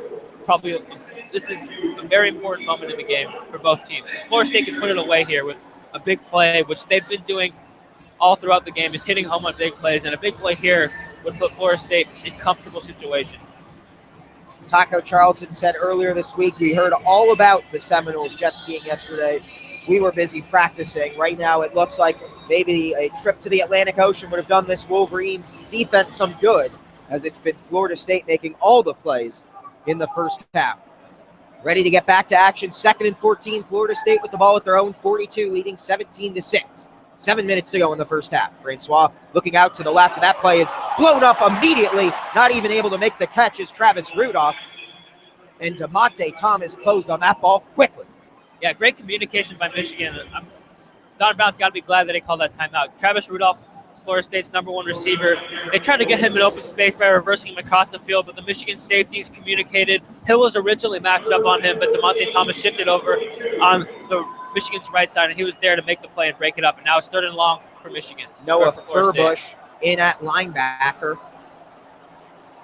for the Wolverines. Again, Pepper's out of this game, so all hands on deck in the linebacking core. 3rd and 14 for Florida State at their own 42. Pressure coming. Charlton off the edge. Francois hit as he throws, fires it, and great coverage by Lavert Hill, and that draws 2 flags. Lavert Hill got his hand on it and batted immediately, but not turning around is going to draw a pass interference. And 1st down, Florida State at the hands of the officials and the defensive back, Lavert Hill. Pass interference, defense number 24. 15-yard penalty for the previous spot, automatic 1st down. Lavert Hill, a true freshman there, showing his inexperience there against Keith Gavin, the Florida State receiver. And a big break, just a big break for Florida State. They were 3rd and long in a bad situation, and the penalty really bails it out there, but it looks like it was a good call by the officials. Hill did have his back turned to the football, didn't even see it coming, and he grabbed the receiver there. And a severe underthrow forced by the pass rush leads to a bailout call for the Seminoles. They cross midfield on the penalty. Francois fakes the give. Pressure coming. Fires it out towards Cook. Great coverage by Ben Gideon. And the Florida State fans want a flag, and you can't coach coverage any better than that. It's incomplete.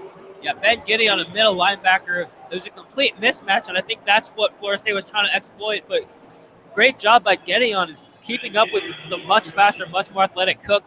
And the crowd wanted a flag, but it looked like it was good coverage there. There was a little contact, but I don't think you will never see that call. Yeah, that was not enough to merit a flag. 2nd down and 10. Florida State at the Michigan 43, leading 17-6 with 6:45 to go in the first half. Francois in the shotgun with Cook to his left, 2 wide left. Looks to throw. Fires it out quickly over the head of his intended target, Kermit Whitfield. And I think Lewis might have had a good play on the football. He was looking to deliver a hard hit instead, and Glasgow did deliver a hard hit to Francois after he got rid of it. Michigan has yet to really impact the game with a sack. However, they've still made Francois pay when he throws it. Yeah, Francois took another shot, got back up quickly, looks okay, but the pass rush forced him to throw it high, and it was nowhere near the intended receiver, Kermit Whitfield. Now another 3rd and long here. Let's see if Michigan's defense can get off the field. The ball at the 43, trips wide left, 1 wide to the right. Dalvin Cook on the right hip of Francois, who's in the shotgun. Pressure coming up the middle. Francois rolls out to the right, has a lot of room in front of him. He'll pick up the 1st down and a whole lot more out of bounds at the 26-yard line. A nice little scamper there of nearly 20 yards for the redshirt freshman quarterback, who's not known for his running, but hold everything, folks. There's a flag on the far side of the field. Defense number 73, a penalties decline. Play results in a first down. And it's a neutral zone infraction against the nose guard, Mo Hurst. So it will be declined, and it's a first down, Florida State. Once again, the Noles convert on third down. Yeah, Michigan's defensive backs are all lined up in man coverage, but what that means is that no one's eyes are on the quarterback. The pass rush got funneled inside, and Francois had a wide open Green to his right, and he made Michigan pay. In the shotgun as Dalvin Cook to his left, Freddie Stevenson to his right. One receiver split wide to both sides. Delayed give to Cook running to the right side. He's wrapped up immediately by Chase Winovich. A nice open field stop for a 2-yard loss. Yeah, Florida State trying to stick to the run game, stick to the game plan, giving it to Cook, giving him his healthy dose of carries. But that was a nice play by Winovich. One-on-one tackle, something that Cook wins nearly more than half the time, but Winovich won the battle that time for Michigan. This drive, 12 plays right now for 46 yards, and it has eaten plenty of time in this first half. Can Florida State come away with a touchdown? That would be a tough pill to swallow for the Michigan faithful who've made the trip down here to Miami. Second down and 12 from the Michigan 28. Francois looking right, firing right, has his man who's shoved out of bounds by Channing Stribling. It was good coverage, a better throw, and Travis Rudolph hauled it in to pick up positive yardage on his second reception of the game. Yeah, Travis Rudolph, Florida State's best receiver, very veteran move, can run every route on the route train. He ran a perfect route there. Francois put it right on the outside where only the receiver can make a play. That's good coverage by Stribling, but an even better pitching catch by Francois and Rudolph. Third down and 5. Michigan needs to get off the field here on defense and force a field goal try. Francois in the shotgun, trips wide to his left. The widest man out there is Kermit Whitfield. Auden Tate is the lone man to the right side. Francois looking to throw. Pressure coming. Fires it out to the left side. Overthrows Travis Rudolph, and it falls incomplete. And once again, Francois was drilled. Michigan still has yet to get a sack, but they forced the field goal try here. And I hate to keep wishing as an announcer, but they could really afford a Ricky Aguayo miss here. Yeah, Ricky Aguayo has been inconsistent, like we mentioned earlier. 17 for 24 on the year. Started off really hot, but has been shaky as of late. And there has been some discussion as to whether the coaching staff trusts him or not, but obviously they threw him out there. They do trust him to make this field goal. Let's see if he can convert under pressure on the big stage. This will be officially a 39-yard attempt for the freshman. Kick is off, and it is right down the middle. Ricky Aguayo, 2 for 2 on the day, but Michigan's defense holds the Noles to a field goal try. And Florida State increases their lead, but Michigan's defense, I think, has to feel good about that. Anytime you keep this high-powered Seminole offense out of the end zone, it's still Florida State 20, Michigan 6 with 4:49 to play. The Wolverines will look to respond when we come back in a moment. You're listening to the Michigan Football Student Radio Network, WCBN FM Ann Arbor, live from the Orange Bowl.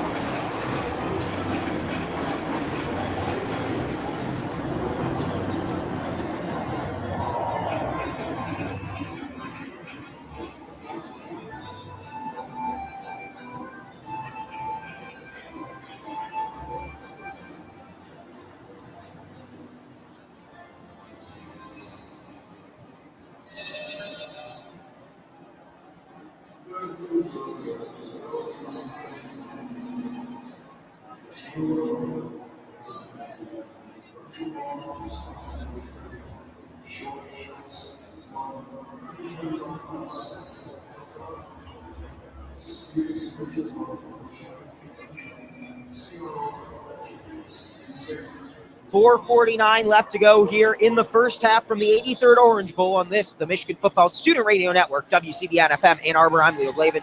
Joining me high above the Florida State sideline is Will Yang. Our spotter is Alex George. Florida State looks to kick this one off. The men back deep to return Jordan Lewis and J.U. Chesson. Florida State leads it 22-6 with 4:49 to go. Michigan needs to get points on the board, and a touchdown would do them wonders heading into the locker room at the half.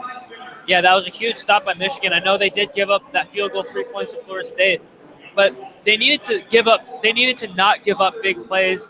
That's how Florida State was able to score on its first 3 scoring drives, and they limited that. Florida State did march down the field, kick a field goal, but Michigan's defense showed its ability to bend but not break, and that was a huge stop. Now Michigan's only down 2 possessions. A touchdown here is huge and crucial for Michigan's success in this game. They do get the second half kickoff, so if they can use the 4 minutes and 49 seconds left in the second half to get a touchdown, they'll be right back in this game. And this is probably the most important drive of Michigan's season right now coming up. Awaiting kickoff. 4:49 left to go in the second quarter. Michigan does get the ball to start the second half, and they have a big chance to cut into this lead. It's not unforeseeable for Michigan to be tied after their first possession of the third quarter, but they need to get a touchdown here. They trail by 14, 20-6 is what the scoreboard reads here at Hard Rock Stadium. The Noles on top, and the crowd here mostly covered in garnet and gold, and they've liked what they've seen. Logan Tyler readies to kick this one off. The deep end to return, J.U. Chesson and Jordan Lewis. No wind to speak of, so Tyler will have to use his entire force, and it's a low-line drive that takes a couple bounces, bobbled but fielded by Lewis across the 20. Cuts towards the Michigan sideline, tripped up, and falls to his feet at the 25. Otherwise, he might have broken. Yeah, Lewis had a lot of green in front of him. And there's a flag down as well, and this may all be for naught anyway. Let's see what the call is on the field. Could pin Michigan back deep if it's a holding call against the maize and blue. It would be the third penalty against the Michigan team in this game. It's on the Offside, number 6 of the kicking team. That 5-yard penalty will be tacked on to the end of the run. First down. And that just to me indicates that was a designed squib kick, and they were hoping to perhaps come up with a big fumble recovery if Michigan couldn't field it cleanly, because you almost never see on just a standard kickoff a player offsides. That's something almost reserved exclusively for onside kicks. First down and 10 from the 30 after the 5-yard penalty. Fakes the pitch, does Spate, fires it into the hands of J.U. Chesson, turns upfield across the 35. He needed to use his full extension to bring that one in, but Spate placed it perfectly, and Michigan will go hurry up. Yeah, that was a risky play, a naked bootleg with your quarterback with DeMarcus Walker running in his face. But J.U. Chesson bailed out his quarterback by making a nice grab to pick up a crucial pickup on first down. And a welcome change for us in the broadcast booth as well as the Michigan fans here in attendance as Michigan goes to the line quickly. Second down, and 3 from the Michigan 38. Spate under center. Gives to Higdon. And he is dropped for a 2-yard loss. That was checked at the freshman Chris Evans. And now it's third down once again. This time it was the cornerback for the Noles coming in to make the stop was Trey Marshall. Yeah, they tried to change things up a bit. Chris Evans was matched up against Marshall. He had a chance to make a move one-on-one, but Marshall did a good job of bearing down and making the solo tackle there. Third down and 4 from the Michigan 37. Spate in the shotgun, Smith to his right. Stacked receivers to the left, Darbo wide to the right.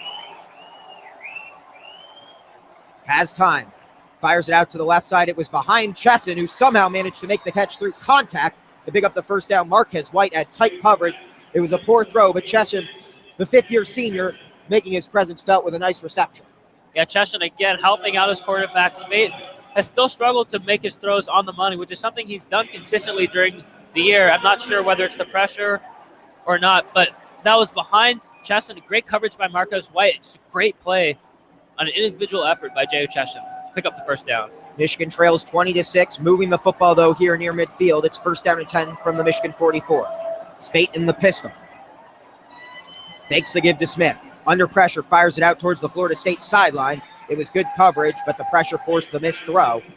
The intended target, J.U. Chesson, good coverage by Tavares McFadden as well. And Spate went to the turf. Yeah, both Frederick Jones and DeMarcus Walker were right in Spate's face, and they delivered a big hit, and they just powered their way through. Second down and 10. Davion Smith, the tailback, Henry Poggi, the fullback. Chesson wide right, Darbo wide left. The give to Smith, running the left side, has room, cuts across the 45, working his way towards midfield, keeps the pile moving. A couple Florida State defenders jump on that pile, and Smith finally brought down to the turf after a 5-yard pickup. Yeah, Davion Smith had a lot of space in front of him, able to get to that second level, but good gang tackling by the Florida State Seminoles. Smith is sort of that power back that can run people over, but good job of collectively running to the football and taking down Smith as a team. Davion Smith to the left of Spate. 2 receivers wide right, 1 left, and that is Amara Darbo. Big play here near midfield. Spate fires over the middle, has Darbo. He's hit immediately and dropped for no gain. A nice hit delivered by the player just substituted in, Levante Taylor. Nice play by Taylor making the play. If Darbo had gone past that tackle, he would have been able to pick up that first down. But that Florida State pass rush, again, we keep mentioning it. It's sort of been a theme of the game all night, is that they've been getting to Spade. And even though they haven't really tallied up much sacks, that they're forcing him to make quick throws. And he had to hit he had to hit Darbo on the check down, and it was nowhere near the chains. Michigan near midfield. Florida State has to be alert for the fake. Kenny Allen lined up at his own 33. The deep man to return, Naquan Murray. Good snap. Allen appears ready to punt, and he will do so. A high arcing punt that will land near the goal line. Does it take a Michigan bounce? It does not. It lands a yard deep, so Florida State will start this drive at their own 20. Points here in the game effectively, you could say, is over. Florida State leads 20-6. They have a minute 23 to work with, and they have to go 80 yards for a touchdown with 2 timeouts in their favor. Yeah, Michigan's defense has to make another stand.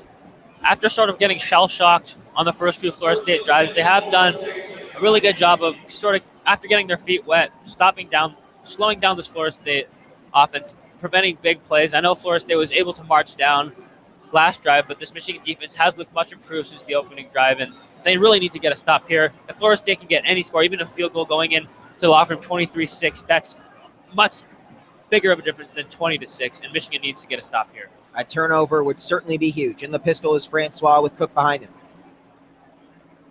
It's a delayed give, and it goes to Cook. He's running to the right side, now cuts it up the field. Scatters his way across the 25 down to the 26-yard line, a 6-yard pickup, and slow to get up. On the end there is Mike McCray.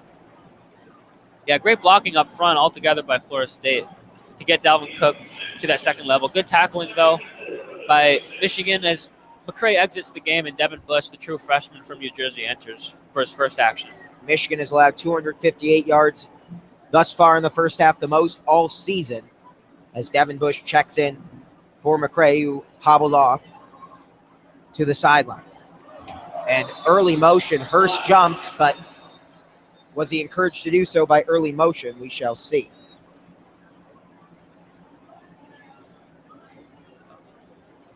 Some discussion. It would be the second neutral zone infraction against Mo Hurst. And it would give Florida State a fresh set of downs, as it was just 2nd and 4. We'll see what the call is. Yeah, the refs are spending a lot of time discussing this. Wait to get a play call.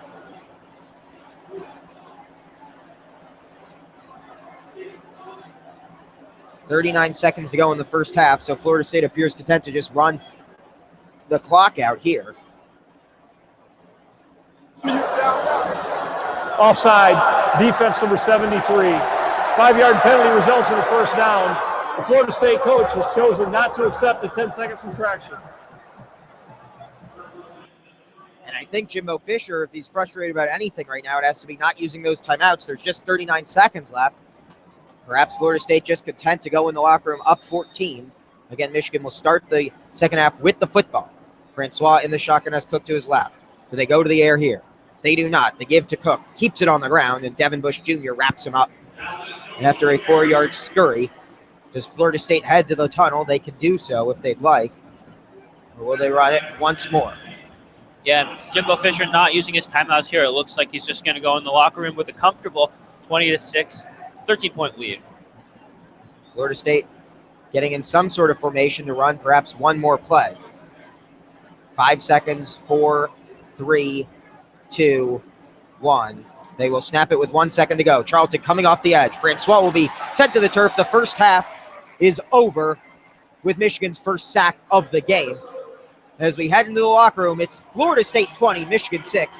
Will, your thoughts on the first half of play? Well, Florida State has looked like the better team in both offense and defense. I'd say that Michigan has won the special teams battle. And Dalvin Cook started off the game hot, and he was definitely the player to watch going in that we were talking about before the game. But Michigan's done a good job of slowing down Cook, and I think that the score, Florida State up by 2 touchdowns, is a lot different than how the game's been played. Florida State has been looking absolutely dominant, but the fact that Michigan's only down 2 scores is sort of a victory for Michigan. And I know that Jim Harbaugh's going to have strong words for his team in the locker room. And that'll do it at the end of one. It's Florida State 20, Michigan 6. And this, the Michigan Football Student Radio Network, WCBN FM Ann Arbor, live from the Orange Bowl. We hope you'll return with us in the second half in a matter of moments.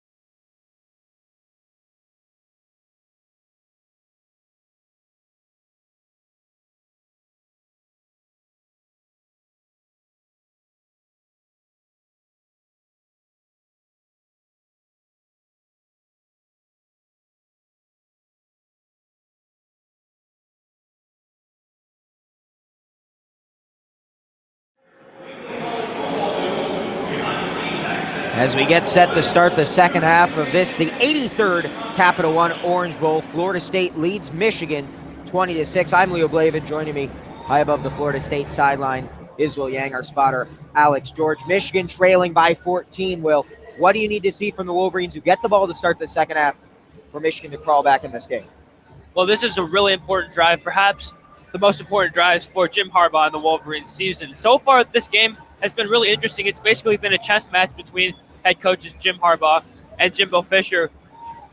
At the beginning of the game, Michigan's game plan was to stop Dalvin Cook, and they've done that to some extent, but Jimbo Fisher countered with the deep throws, one of them to Cook, one of them to Nyquan Murray, as Michigan was caught off guard, two focused on the run. Another game plan that Michigan had defensively was to get after the quarterback, DeAndre Francois.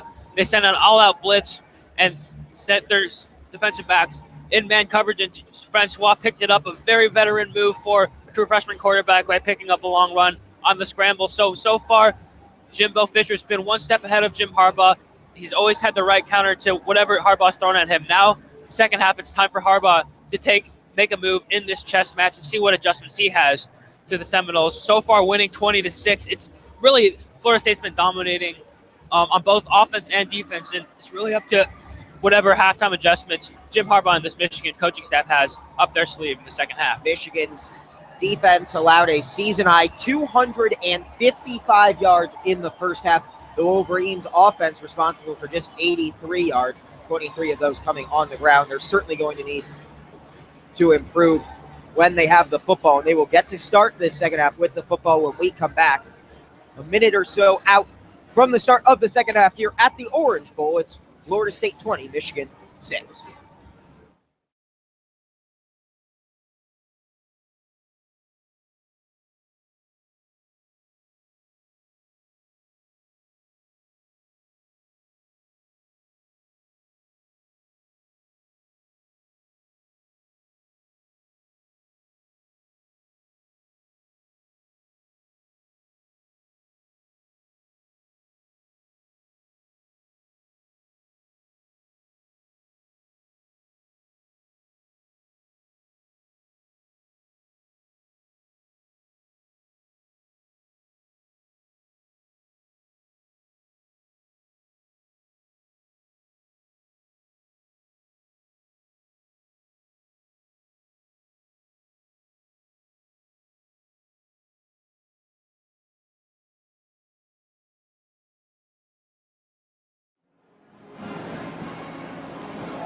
(20-6) the score as we get set to start the second half here at the Capital One Orange Bowl.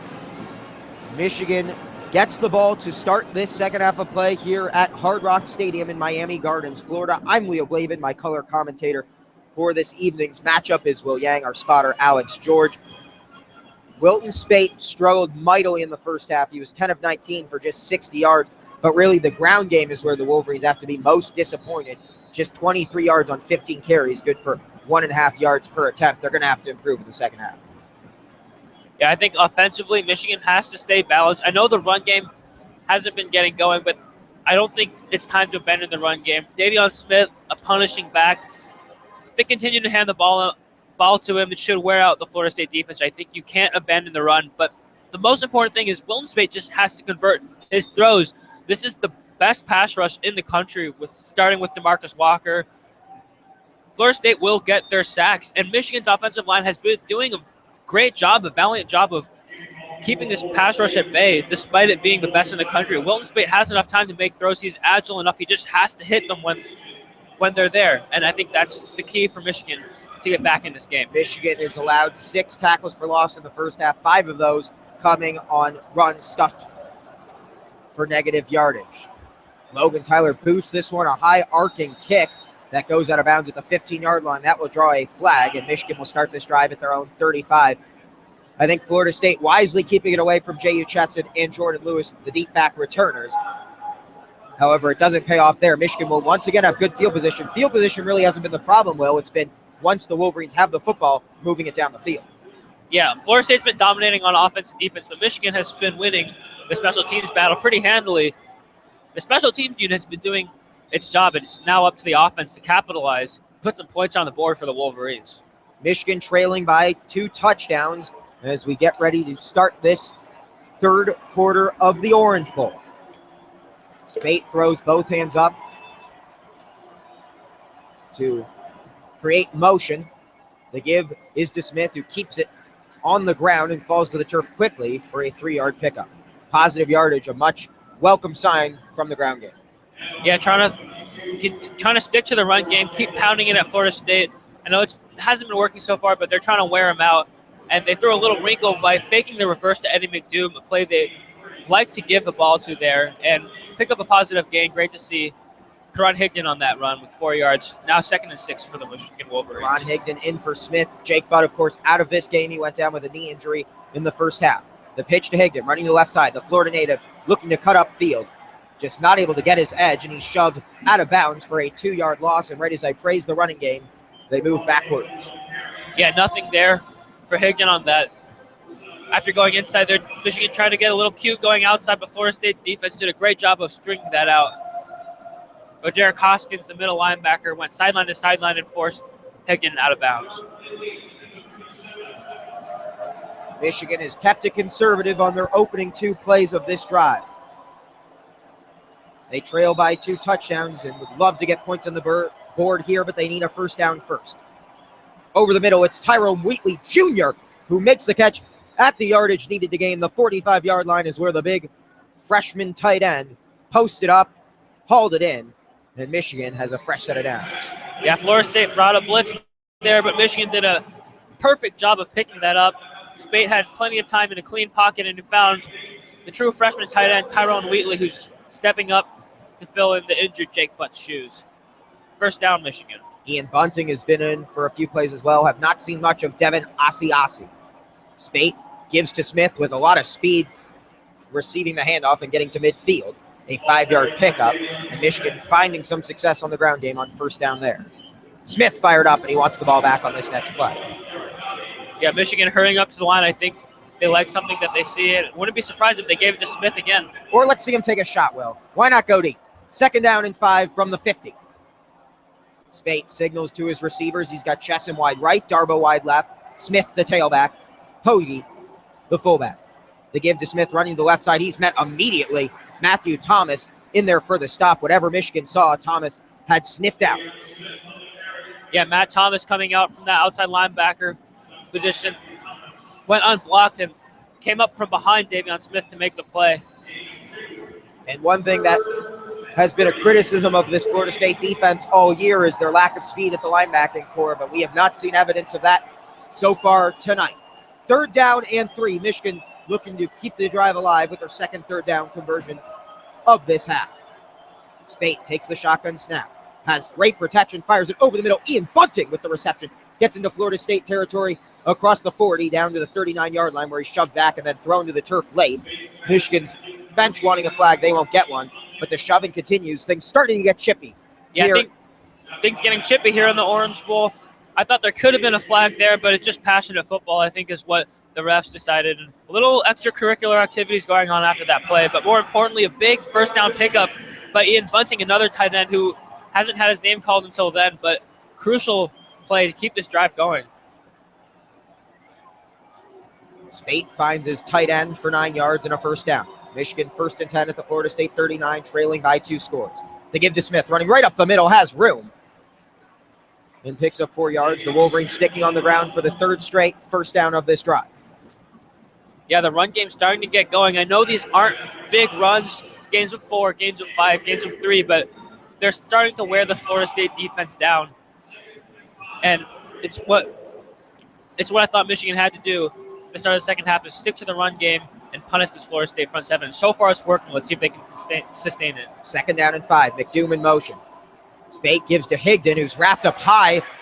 Michigan wanting a flag for a face mask, and I'm not sure how one wasn't thrown. Higdon got wrapped up extremely high. It looked to be a grasp of the face mask.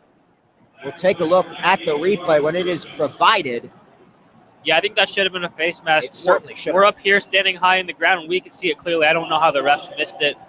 That's just something you just can't make that mistake in the official. I think that was pretty clearly a face mask. It was DeMarcus Christmas in there. That should have resulted in him being placed on the naughty list. 3rd down and 6. Spate takes the shotgun snap. Has time, steps up, fires over the middle. Darbo needs to turn upfield, tries to cut back, and he's wrapped up at the shoestrings for a 2-yard gain. That's not going to move the sticks.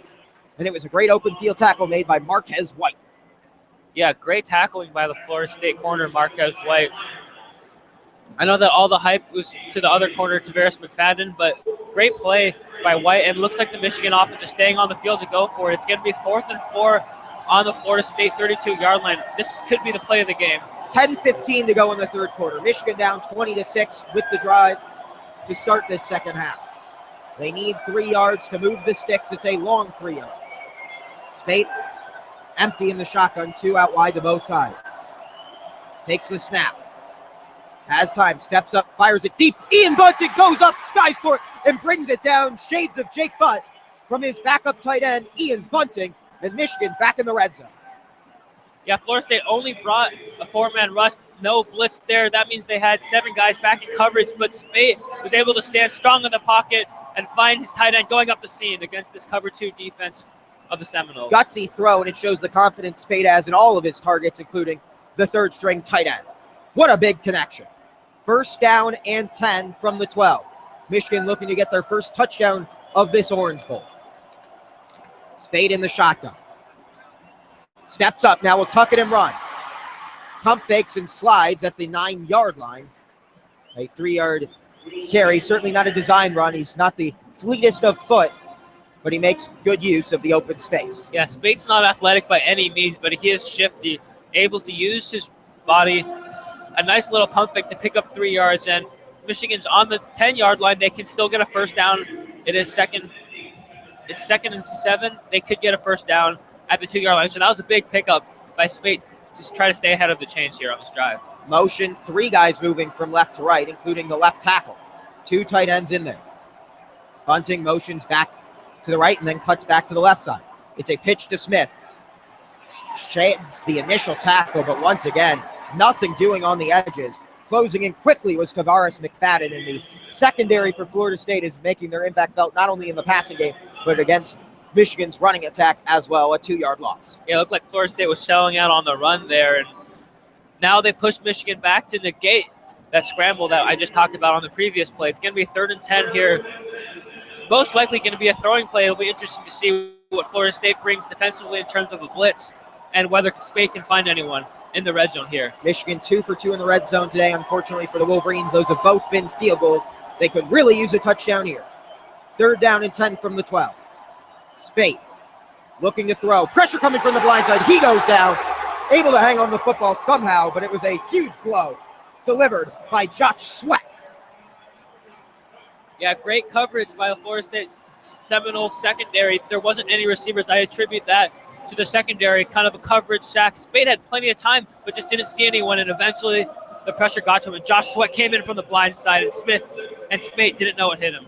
Just the 2nd sack of the game, and Sweat matched up against Ian Bunting was a mismatch if there ever was one. Michigan will settle for a 3rd field goal try. This one, a 37-yarder. Kenny Allen puts it through the uprights, and he's 3 for 3 on the day. Michigan 9 points now to show for their 3 red zone possessions. It's Michigan 9, Florida State 20. 7:34 left to go in the first half, or in the third quarter, I should say. But that was a lengthy drive, and Michigan unfortunately forced to settle for just the field goal. 14 plays, 46 yards, and that ate up 7 minutes and 26 seconds of play. So the next few stoppages will be long timeouts, which means we will take a timeout here on the Michigan Football Student Radio Network, WCBN FM Ann Arbor.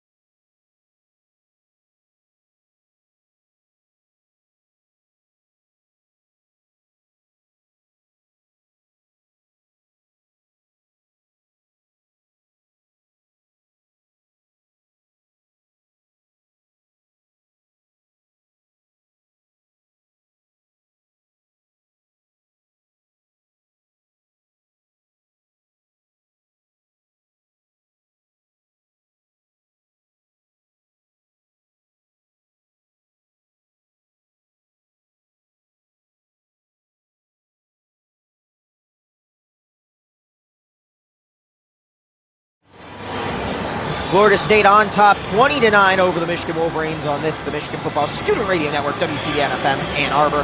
I'm Leo Blavin. Will Yang joining me as my color commentator. Our spotter is Alex George. Michigan gets 3 points on the board on that opening drive of the second half. However, it took 7 minutes and 26 seconds, and they only came away with a field goal. Time, not a factor yet, but it could become one quickly, particularly if Florida State puts points on the board here. Kenny Allen, a high arcing kick that's fielded about 5 yards deep in the end zone and knelt down by Kermit Whitfield. So Florida State will once again start at their own 25-yard line. Michigan started to have more success in the second half, or as the first half progressed. Dalvin Cook needs now just 3 rush yards, though, to become the second leading rusher in the history of the Atlantic Coast Conference. He will likely pick those up on this drive, but Michigan, after an opening drive that gave up 4 carries for 40 yards, has held him to just 30 yards on 10 carries since then. What has led to Michigan's success on the defensive end of the field? Well, I think they just have to commit. The game plan stays the same in the second half. They can't give up big plays. That's how Florida State got up to such an early lead, is from big plays. And Michigan, sort of in the second quarter, has done a much better job of limiting those big plays. Florida State has a talented offense. They have playmakers, and they will march down the field, but Michigan has to stop and prevent big plays.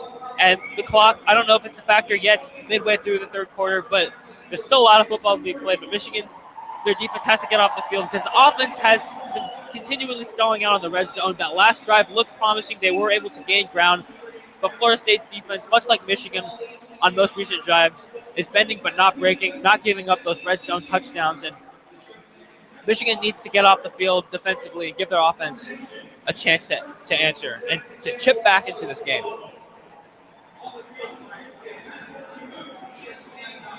Florida State,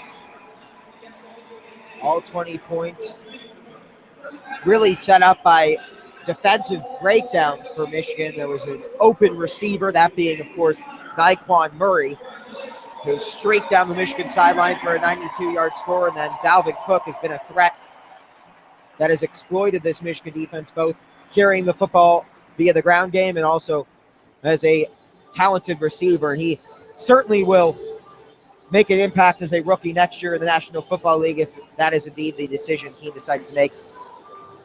Jimbo Fisher seems to think that will be where his talented junior running back is headed, and he's well deserving of that jump to the next level. He's already the greatest running back in the history of Florida State statistically, with 4,389 yards in his career as a Seminole. Yeah, and Florida State, in the recruiting battle, already has landed 5-star running back, the second best running back in the country, Cam Akers, who will be attending Florida State University next year. So Florida State continuing its greatness on the recruiting field as well as refilling that running back position, assuming if Dalvin Cook leaves.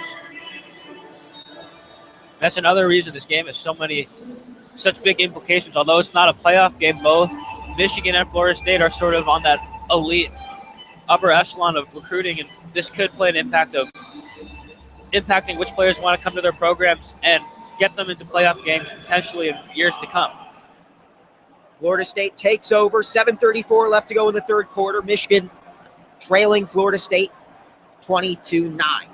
Francois in the shotgun has Cook to his right, takes the snap, looking to throw, pressure coming, and it's thrown and nearly hauled in with one hand by Travis Rudolph, but great coverage by Jordan Lewis forces the incompletion. And once again, Francois drilled. Michigan with just 1 sack in the first half, but that really doesn't tell the story of how good their pass rush has been. Yeah, Travis Rudolph did a good job of getting open against Jordan Lewis, but again, we've seen this time after time. This time, Ryan Glasgow, the nose tackle, got a free hit on Francois, and Francois wasn't able to hit his receiver. So this will be a theme going on, is whether Michigan's pass rush can get to Francois. In the pistol, Francois fields the second down snap. Gives to Cook, and he slipped immediately, and that did not look good, but he's able to bounce right back up immediately. He wasn't touched, but the turf monster gets another victim here at the Orange Bowl. It's a 2-yard loss. Yeah, natural glass here at Hard Rock Stadium. It's a bit trickier in terms of footing than AstroTurf turf that these players are most likely used to, and that was just a lucky play for Michigan. Now Florida State faces a 3rd and long. 3rd down and 12 from the 23. Michigan looking to force their first 3 and out of this game. Francois in the shotgun takes a snap. Taco Charlton coming off the edge, hits him as he throws it. It's incomplete, and Charlton really feeling himself now. He is at a huge impact from the blindside spot. Florida State will punt. Yeah, once it was 3rd and long, Michigan knew they had to get up to the quarterback. A bit smarter about it when they're blitzing, still keeping contained, so Francois didn't have anywhere to go, and Francois nowhere to go, just had to backpedal and chuck it up. Great 3 and out forced by Michigan to get their defense off the field and give their offense another opportunity to chip into this lead with 6:45 remaining in the 3rd quarter. Stephen Gabaro has already had 1 bad snap on the day. This one much better, fielded cleanly by Logan Tyler, and another shank though from the freshman punter. It takes a Florida State bounce and will roll near the 30-yard line where it will be picked up by one of the gunners. Michigan will start with 70 yards separating them from the end zone as the Wolverines look to reach Pater for the first time today. The current score, Michigan 9, Florida State 20, 6:34 to play. When we come back, we'll break down what Michigan needs to do with the football in their hands.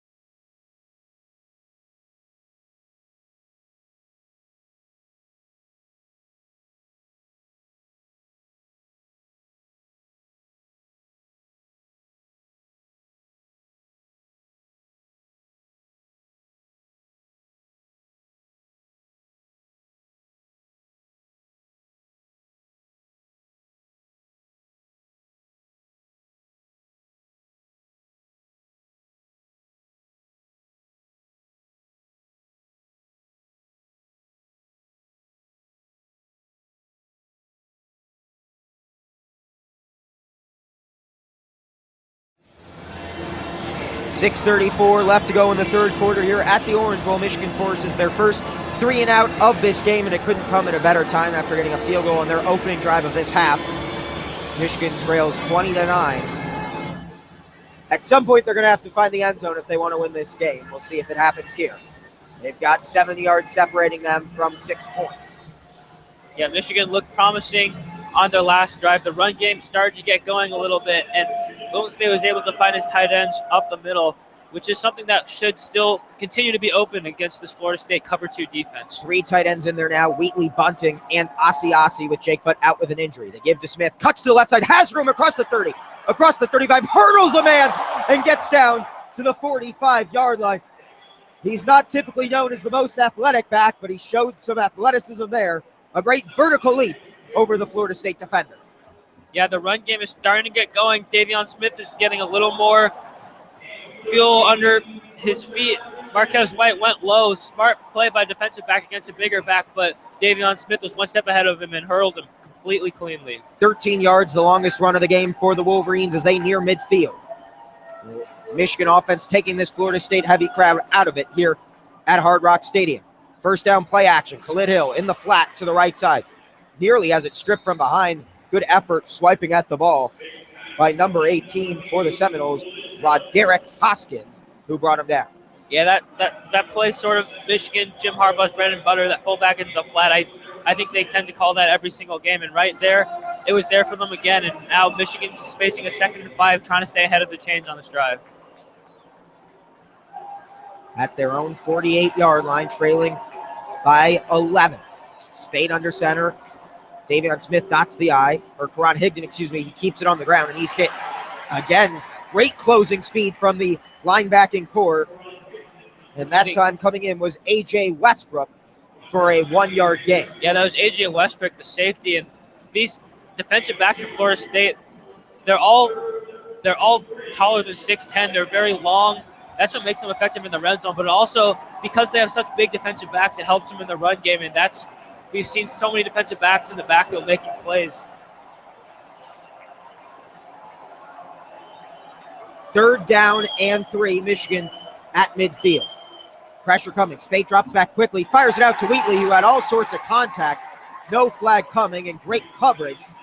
Forcing the incompletion there was the safety once again, who's been everywhere tonight, A.J. Westbrook. Now, that was Michigan's trying to change the momentum, trying to get a scoring drive, but a great play by Westbrook on 2 plays to get this Florida State defense off the field and stall out Michigan's comeback attempts as they force the punting unit out again. Davion Smith walked up in frustration, and I think rightfully so. After a 13-yard carry, they didn't give it to him again after he earned them a fresh set of downs. Florida State saw something. Perhaps the fake was on, and they will use. First time out of the half. Taking the words right out of my mouth was referee Matt Austin. Right now, it doesn't appear that could come back to cost them, but anytime you use a timeout on special teams, it's going to be frustrating for Jimbo Fisher, the head coach for the Seminoles. Yeah, and that short drive, not only does it hurt Michigan because they weren't able to get any points on the board, but it also puts their defense in a compromising situation. The defense fought valiantly to force a 3-and-out on the previous drive against Florida State's offense, and now Michigan's offense's failures have sent the defense back onto the field, asking them to do the same. And I know it's early. There's a lot of game left to be played tonight, but if this continues, I think Florida State's offense with Dalvin Cook, who had a remarkable start to the game, will make them pay eventually if Florida State continues to get more and more looks on offense. Michigan, on average this season, allowing opponents just 247 yards of total offense. Florida State already with 253 yards of offense with 4:45 left to go in the 3rd quarter. You do have to give Michigan's defense credit. They've made a lot of adjustments since the opening drive touchdown. However, Michigan's offense has not helped out their strength in that defense. Yeah, I mean, if you take away those big plays at the beginning of the game, this game could be tied. Maybe Michigan would even have the lead at 9-6 or something like that. So Michigan just has to stay focused. Those big plays, although you got to give credit to Florida State's offense, DeAndre Francois making some perfect throws, Dalvin Cook getting some nice runs on some nice blocking. Michigan also has a lot to blame for that, as they were just defensive breakdowns, and they've been playing with a lot more poise, a lot more discipline, and if they keep it up, I think they should be able to limit this Florida State offense, but it might be too little too late after those early big plays. 20 points might be enough to win it if Michigan's offense can't get anything going. It appears after the timeout with the ball at midfield and 3 yards needed to move the sticks that Michigan will indeed line up to punt. Wouldn't be surprised if they ran a fake coming out of the timeout, but you never know with how well this special teams unit is coached, led by Chris Partridge and his assistant and the son of Michigan head coach Jim Harbaugh, Jay Harbaugh, helping with the special teams unit. Would you dial up a fake here given the circumstance with 4:45 to go, trailing by 11 and the ball at midfield? Well, I think that's precisely why Jimbo Fisher called the timeout when he did. And you said it might cost them later with only 2 timeouts later in the 4th quarter, but it might cost them now if they weren't prepared and didn't call that timeout. I think this is prime position, 4th and 4, definitely convertible, and it's in the middle of the field. So even if Michigan fails, Florida State will have a long ways to go, but I think Jimbo Fisher calling that timeout has his defense prepared. Michigan waiting for the ready for play that will come as soon as the man in the red jacket and red hat indicates the TV timeout is over. And we're ready to get back underway. 4th down and 3. Michigan lines up to punt with the ball at midfield. Sipniewski, the snapper. Good snap. And Allen will once again boot this one away. An angling kick towards the Michigan sideline, which is fair caught by Nyquan Murray at the 12. Another good punt pins Florida State deep. And Michigan's defense will be called once again to force a 3 and out. But at some point, again, the offense has to start doing something. Or maybe a turnover here. Yeah, turnover would be huge. So far, there hasn't been any turnovers again, but the pass rush has been getting to DeAndre Francois. So far, Francois has fought valiantly and made some great throws, but I think, him being a true freshman, I could see the pressure eventually getting to him, as this is probably the biggest game he's ever played in his young and promising career. Jabril Peppers not available for this game, but Michigan's defense has done well in his absence. Josh Metellus has taken the majority of his snaps. 1st down and 10. Florida State with the ball at their own 13 officially. They give to Cook, running up the middle, and he's wrapped up from behind. Great pressure, Ben Gedeon in there. Chris Wormley and Taco Charlton as well. Ryan Glasgow, why not stuff him for good measure? Yeah, Michigan's defensive line, front seven, has been winning the battle at the line of scrimmage, and as phenomenal as Dalvin Cook is, he can't outrun 3 people on him. And great job, Michigan's defense, for gang tackling and just winning the battle in the trenches. Michigan coaching staff doing their best defensively to keep the Wolverines in this game despite the offensive struggles. Francois in the shotgun, Michigan looking to bring pressure. And there was motion early, and that's going to be a false start and move the goals back. False start, 78 offense. 5-yard penalty, still 2nd down. That's the redshirt junior Wilson Bell from Mobile, Alabama, and that's the 4th penalty of this game against Florida State for a total of 30 penalty yards. And a big penalty there will move Florida State back inside their own 10-yard line. This next step will come 2nd and 15 from their own 8. Yeah, Bell just a little jumpy on that play. A tiny movement by the leg, but it was clearly a false start. And now Florida State's moving back, and its fans are unhappy. They're unhappy because on the Jumbotron, a Miami Hurricane fan in attendance here at the home of the Miami Hurricanes during the regular season. And the pistol is Francois. 2nd and 15. They give to Cook. Cuts to the left side. Wormley lost contain, but Lewis is in there, and Wormley chases him down as Cook nearly gets back to the initial line of scrimmage with a 4-yard scurry. Yeah, that was a great play by Jordan Lewis. I know he wasn't in on the tackle. He won't get a stat for it, but Chris Wormley got destroyed by Roderick Johnson, the left tackle for Florida State, and he failed to break contain. That was Wormley's role. Dalvin Cook could have had a little extra yards, but Lewis kept him inside and allowed his teammates to come make the tackle. So smart veteran move by Lewis, even though he won't get credit for the tackle. 3rd down and 10 from the 13. It's a long 10 at that.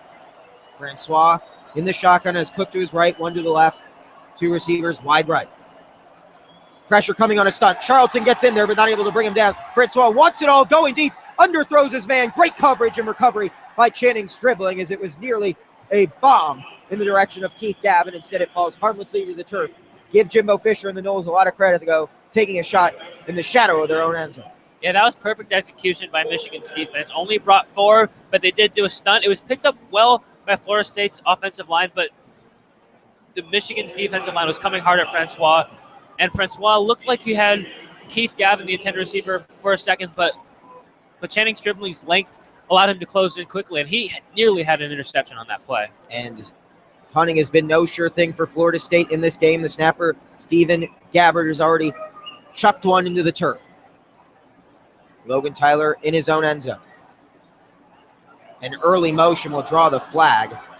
The good punt gets off near midfield. It's fair caught by Lewis, who falls to the turf at the 50, and they can either elect to tack 5 yards on at the end of the kick, which I would imagine they'll want to do so given the field position, or they can re-kick.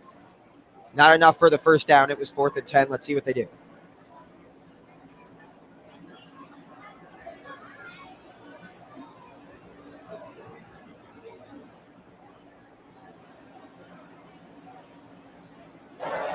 Offside, defense number 10, penalties decline, 1st down. So they declined it, apparently not able to tack that on at the end of it. And certainly Jimbo Fisher doesn't want to re-kick. That was a good punt, probably the best of the day from Logan Tyler. Michigan, though, will start at their own 49-yard line looking to find the end zone. Will, how do they do it?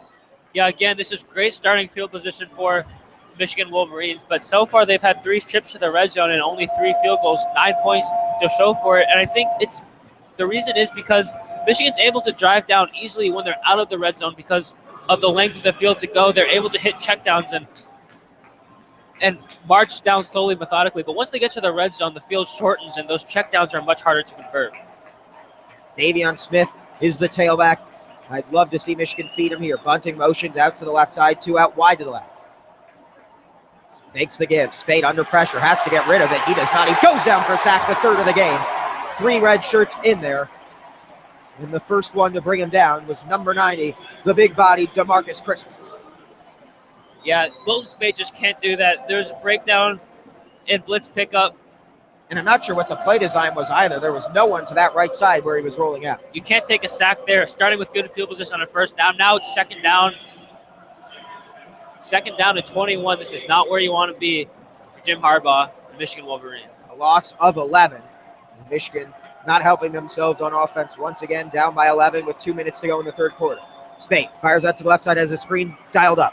Darboh gets to the sideline, cuts up field, and nearly gets back to the line of scrimmage with an 8-yard pickup. Yeah, that was a good play call there by Drevno and the Michigan offensive coaching staff. Sort of spaced this Florida State defense out horizontally. Darboh had plenty of room to go there. Good tackle by Trey Marshall on the sidelines, but now it's 3rd and a bit more manageable. 3rd and 14 coming up for the Michigan Wolverines. 3rd and 14, Michigan trails Florida State 20-9 with 1:35 to go in the 3rd quarter. Michigan near midfield once again, hoping this drive doesn't stall. Darboh wide left, Chesson wide right. Spate in the shotgun, takes a snap. Pressure coming quickly, steps up, fires it, looking for Darboh, and he overthrew him by a good 5 yards. Just not on the same page throughout this game. Spate struggling with his accuracy. Yeah, he had to get it out hot again because of that Florida State pass rush. This time they brought in an extra man. And the offensive line has been doing a good job, but this Florida State pass rush is just too much. And once it was 3rd and long, it was pretty much over for Michigan because that's when Florida State can pin their ears back and send their pass rushers out. And good coverage. Darboh was a little bit open, but Spade had no time to throw it. 4th and 14, not a likely fake coming, and it does not. Another booming kick angling towards the sideline, fielded by Naquan Murray, who brings it in at his own 8-yard line. He was run into slightly by DeMonte Thomas. Fans want fair catch interference. They won't get it, and I don't think they deserve it either. Yeah, it's hard to see from this angle. DeMonte Thomas did trip, and if he tripped over Murray, then that should have been a penalty, but I think he just tripped on his own behalf. And I will say, with the kick angled the way it was, Thomas couldn't have been aware where the returner was. Spate on the sideline getting some medical attention. His helmet was ripped up on that sack and cracked a cut lip. Will require some bandaging. Michigan trailing Florida State 20-9 with 1:12 to go. Florida State with their 3rd offensive possession of this 3rd quarter. Once again, pinned deep in their own territory at their own 8-yard line. Michigan's defense has been doing well in the second half, but how long can they sustain it is the question. Just 5 yards of offense in this second half for Florida State. Francois fakes the give in his own end zone. Hit as he throws, firing it deep down the field. DeMonte Thomas is there, and he separates man from ball. Naquan Murray was streaking down there into double coverage. It was a well-placed throw, better coverage and defensive play by DeMonte Thomas. Yeah, another great throw by DeAndre Francois, but DeMonte Thomas is probably the fastest player on this defense, and he closed in fast. Looked like Murray had a step on Jordan Lewis and looked like he had it in his hands, but DeMonte Thomas was able to poke it up at the last second. And you have to admire the confidence of Florida State's offensive coordinator, Randy Sanders, who's dialed up a few deep shots in the direction of the All-American cornerback. 2nd down and 10 from the 8. Francois in the shotgun near his own goal line. Looks to throw once again. No pressure coming. Great protection. Now it starts to break down. He will check it down. Intercepted by Mike McCray at the 10, the 5. Diving for the end zone. He's in. Touchdown, Michigan. A pick 6 for Mike McCray. Yeah, that's a huge play for Michigan. Their offense wasn't getting anything going. So what did Michigan do? They found another way to score, this time with the defense. Mike McCray, he has 1 interception on the year. This is his 2nd and couldn't have come at a bigger time. And he's also a player who got shaken up early in the game. We weren't sure if he was going to come back, but he does come back in a big way.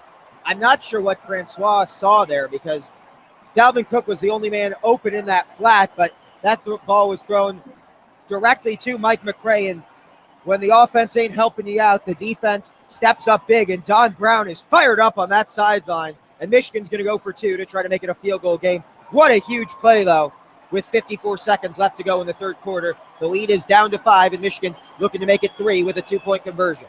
Yeah, 2-point conversion. If it's successful, it makes this a 3-point game. Obvious play call by Jim Harbaugh here. Spate in the shotgun. Has Kekoa Crawford in the slot right. Chesson motions from left to right to doing Darbo wide right. Spate will roll that way under pressure.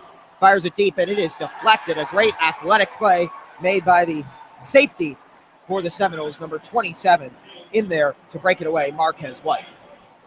Yeah, on that interception, though, that's something that Florida State often does, is to buy DeAndre Francois time, because protecting the quarterback, as you've seen today, has been a problem for them all season. They want to roll him out, give him that extra bit of time, but Michigan's defense was able to flow with the play.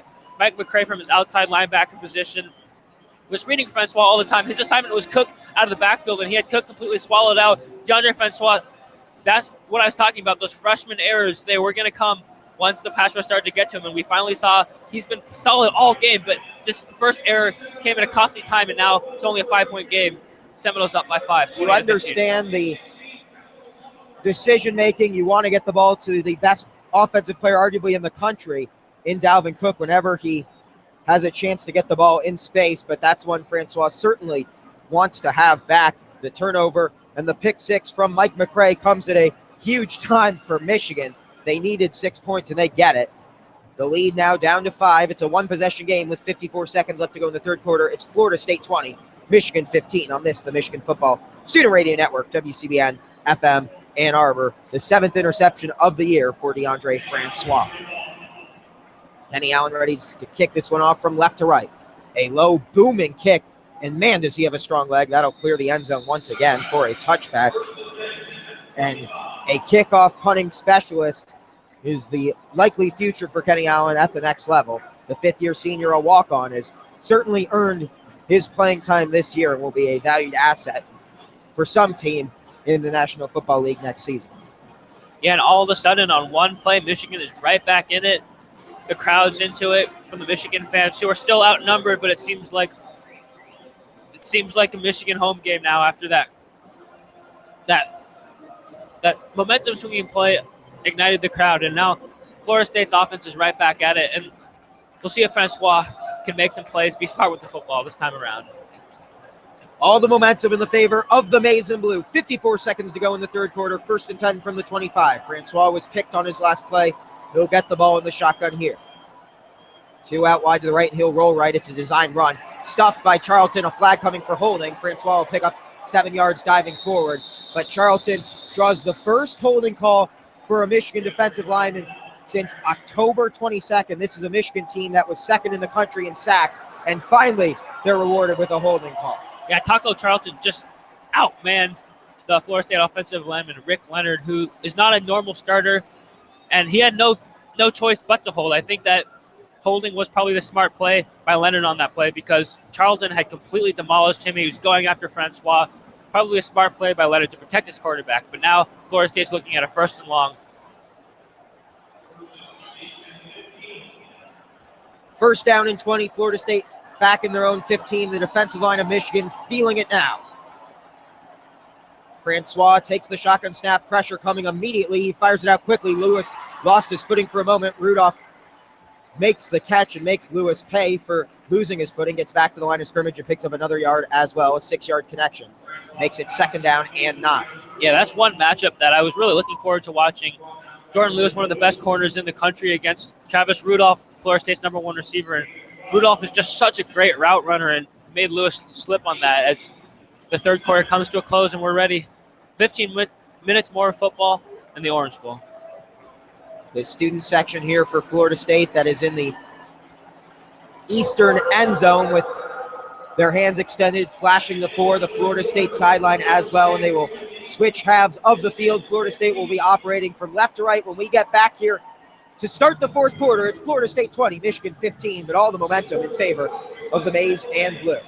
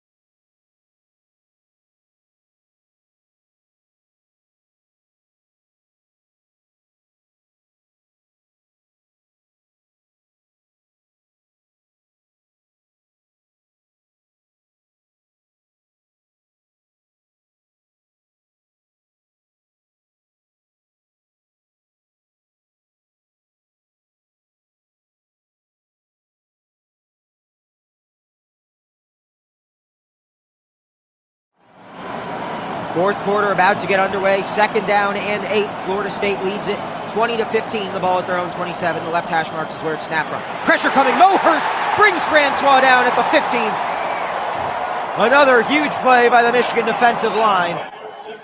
The second sack of the game for the redshirt junior who was coming back for his 5th year. Yeah, it looked like he had Rudolph open on an out route, but Mo Hurst, just a quick move, blows by the Florida State offensive lineman, Cole Minshew. Gets first sack of the second half for the Wolverines, and now Michigan's defense has Florida State right where they want them, and this could be a potential danger zone for DeAndre Francois here. He cannot turn the ball over here as he did on their previous possession. Third down and 8 in the Michigan corner of this stadium is where Francois will field this snap. The ball on their own 13. It's delayed, given, rightfully so, and Dalvin Cook has room. Gets across the 20. Here's the first down marker. He could go all the way across the 50, across the 40, down the Michigan sideline. No one's going to catch him. He's into the end zone, or did he step out of bounds? He did at the 16-yard line. But he's as dangerous a runner in the open field as they come, and he showed his explosiveness, breaking his single-season record from a year ago for the Florida State Seminoles. What an electrifying run by the hometown kid. Yeah, I know. It was third and long, and I knew that they were getting handed off. I knew that Jimbo Fisher wouldn't trust his quarterback in that situation. Dalvin Cook shows his athleticism, and if it weren't for DeMonte Thomas' speed and hustle, he forces Dalvin Cook out just by an inch, and he saves Michigan potentially 6 points. Can Michigan's defense respond after giving up a massive gain to Dalvin Cook. They had him bottled up since that opening drive, but right there he shows just how dangerous he can be. And one play brings all the momentum back for the Noles, a 71-yard scamper for the junior tailback. And Michigan had him right where they want him, and Florida State just really took the air out of the room for all the Michigan fans here. But this is still big. If Michigan can get a stop here, give them a field goal, it's still a one-possession game. Francois in the shotgun. This time Freddie Stevenson to his right. Cook getting a much-needed breather on the sideline. Correction, that's Jaquez Patrick. Michigan brings pressure. It's a designed quarterback run. He rolls to the right side. Francois gets across the 10, dives forward to the 6-yard line, nearing that first down marker. It'll be 2nd and 1 upcoming. Yeah, Florida State inching away. Now they need 1 yard for a first down. Smart play with Cook out of the game, obviously to catch his breath after a long run, keeping it in the hands of DeAndre Francois to pick up 9 yards. 2nd down and 1. Michigan could really use a big stop here. Jaquez Patrick remains in as the tailback, one receiver out wide to both sides, a quarterback sneaker, and it works to perfection. Francois gets down to the 5-yard line, 1st and goal upcoming for the Noles, who lead it by 5 with 12:50 to go in this game. Yeah, Jaquez Patrick, backup running back in the last 2 plays, but he doesn't have any carries. That just shows how important Cook is to this team, that usually a lot of teams use 2 or 3 running backs in the rotation, but Cook has really been the one here, and Cook remains out of the game still as Patrick remains in the backfield along with Francois. Florida State looking to punch it in to the end zone and really extend this lead. It would be a 12-point game, Patrick trying to get 6 on the board. He picks up 3 yards on the first down give, and at some point you'd expect Dalvin Cook to get back in the game on this drive. But perhaps it's Jaquez Patrick's to finish, and right on cue, Cook jogs back into the huddle and will receive an ovation from the Florida State heavy crowd. Yeah, you got to have Cook out there as much as possible. I think they just wanted to give him a chance to catch his breath. Jaquez Patrick did his job, and now Dalvin Cook is back in the game to hammer it home for the Seminoles. 2nd and goal from the 3. In the shotgun is Francois to his left, Cook. A receiver to each side. The tight end, Ryan Izzo, on the left side of the offensive line. Michigan looking to bring pressure. It's a high snap. Francois will keep it himself into the end zone. Touchdown, FSU. Yeah, smart play call. All eyes are going to be on Dalvin Cook. And even though DeAndre Francois is not the most athletic quarterback, they don't use him a ton, but having Dalvin Cook in there, use him as an extra blockers, and Florida State just had Michigan outnumbered, and Francois was able to waltz into the end zone to extend this Florida State lead. Michigan at Florida State at a 3rd and 18, and Dalvin Cook took it 71 yards into the Florida State red zone. They punched it in from there with the redshirt freshman quarterback, his 5th rushing score of the year, and DeAndre Francois has given Michigan a 11-point deficit. Ricky Aguayo on to make it a 12-point game. Good snap, good hold. The PAT is up. It is true, and Florida State leads by 12 with 11:38 left to go in this game. And with how poorly Michigan's offense has been playing, that might have been the death. Yeah, especially given how Florida State's pass rush is able to get to Wilton Speight so quickly, it's going to negate his ability to hit long throws. And long throws is what Michigan is going to need to come back in this game, especially as the clock continues to wane. And the clock is going to be Florida State's biggest friend here in the 4th quarter. It's going to be Michigan's biggest enemy. Michigan still with all 3 timeouts and 11 minutes, 38 seconds to work with. But after a big run from Dalvin Cook, he now has 144 yards on the ground in this game with 18 carries, averaging an impressive feat of 8 yards per carry. Michigan's offense will need to score a touchdown for the first time in this game when we come back with just over 11 minutes to go in the Orange Bowl from Miami Gardens, Florida.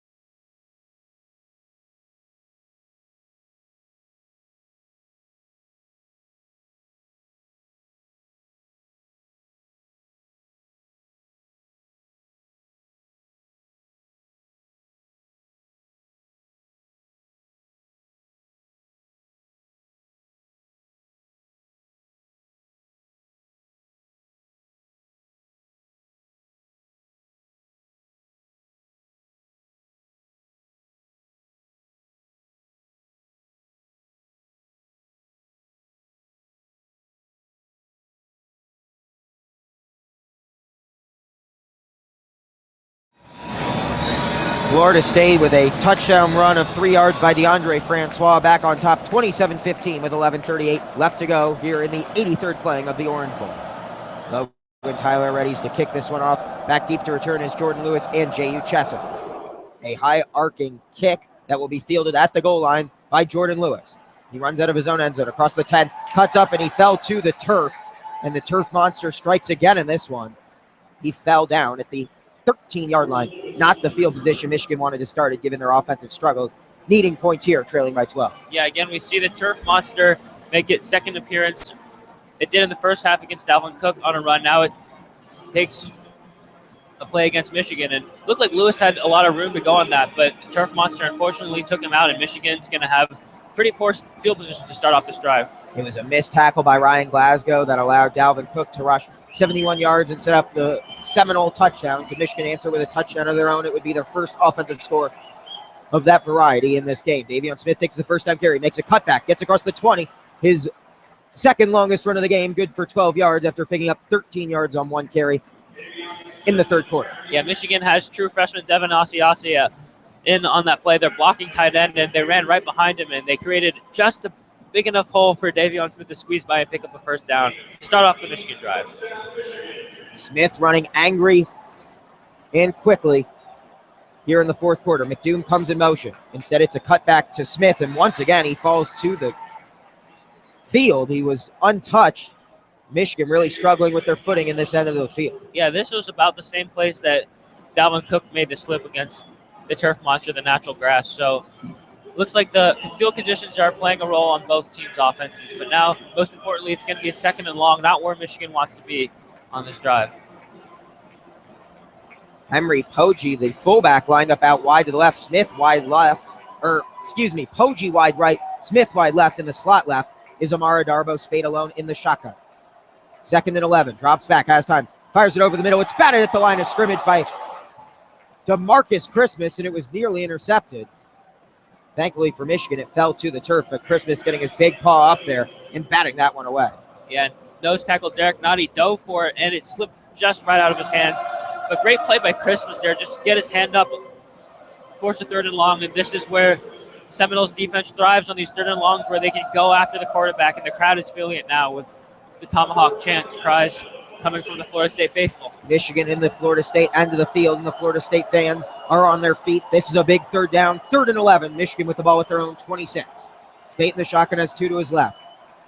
Once again, decent protection, but he's hit as he throws, and he's never able to get it off. He was ready to chuck it, but it's only so long before DeMarcus Walker will get to your quarterback, and he does so there. The 4th sack of the game for the Noles forces a Michigan punt. Yeah, DeMarcus Walker making his presence felt. This time lined up on the inside matchup against the guard. And he just asserted his dominance. And this is especially where he's most dangerous, is in the fourth quarter, closing out games. And if there's one player to close out a game, it's DeMarcus Christmas, and he did just that. Good snap, and Allen fields it once again. Another high booming kick. Naquan Murray back there backpedaling. A dangerous spot, and he catches it running backwards at his own 15. He gets a lot of room. There's a flag coming, so this will all come back. He shoved it out of bounds in Michigan's half of the field, but there was an obvious block in the back, and Florida State will be pinned very deep in their own end. The Michigan band will be playing loudly before Florida State gets this first snap off. Very close to this Michigan student section here that has made the trip down to Miami Gardens. During the return, illegal block in the back for the 4 of the receiving team. 10-yard penalty from the spot of the foul. First down. Timeout. That was Tavares McFadden, the star cornerback, called for the infraction, and Florida State will be pinned deep in their own end zone.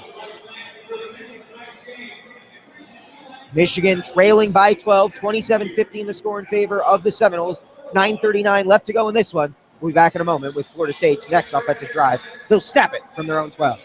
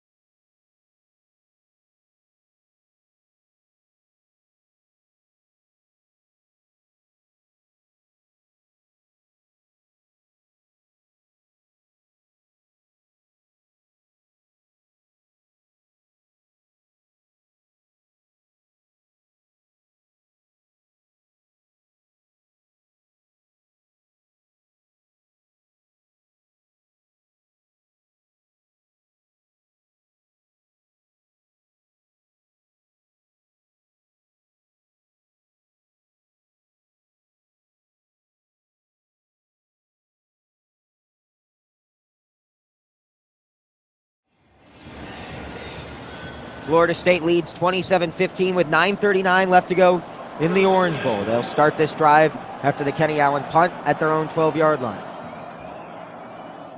Wide receiver motion, but the give is right up the middle, and Dalvin Cook bottled up after a 2-yard gain. Yeah, with 9 minutes and 30 seconds left to go, Florida State could end Michigan's hopes with a long drive here. And on the other side, if you're Michigan, you have to get off the field as fast as possible, give your offense enough time to work. But a turnover here would be perfect for Michigan. Brian Monet, a name rarely called as this season has progressed, the first man in there for the stop. Michigan going with an extra heavy defensive interior line. Mo Hurst and Monet in there. The edge rushers, Rashawn Gary and Chase Winovich. 2nd down and 8 from the 14. Francois will keep it on a fake wide receiver sweep, and he's wrapped up at the line of scrimmage, falling back towards the 15-yard line is the redshirt freshman signal caller who ran it in for Florida State's last touchdown. Mike McRae in there for the stop. He had the pick 6 that has given Michigan their lone touchdown. Yeah, good penetration there on that last play by Winovich to disrupt the play. Ryan Monet, whose name you just mentioned, is off the field. Looks like Michigan's going with the nickel package, 5 defensive backs. And they have them right where they want them, 3rd and long, but we said that last drive and Dalvin Cook happened. So anything can happen in this situation, but Michigan has Florida State in an advantage position. Michigan needs a 3-and-out. Can they get one here? It's 3rd and 7. Francois fakes the give. Edge rush coming. Rashawn Gary delivers a big hit. The pass falls incomplete. It wouldn't have mattered even if it was hauled in there. Great coverage, though, made by Channing Stribling. The intended target on the play was Naquan Murray. Yeah, Channing Stribling, great defensive effort there. He's been having himself quietly a great game with 3 pass breakups on crucial pass plays. He does lead the team with 16 pass breakups coming in to this game. That one makes it 19 on the season. And once again, DeAndre Francois pays for the pass. This time, the true freshman, Rashawn Gary, delivering the blow. Dangerous field position here for this punt. Logan Tyler lined up at his own goal line. They've already had 1 bad snap today. Michigan could really use a second. Another low snap. Tyler this time gets a clean field on it.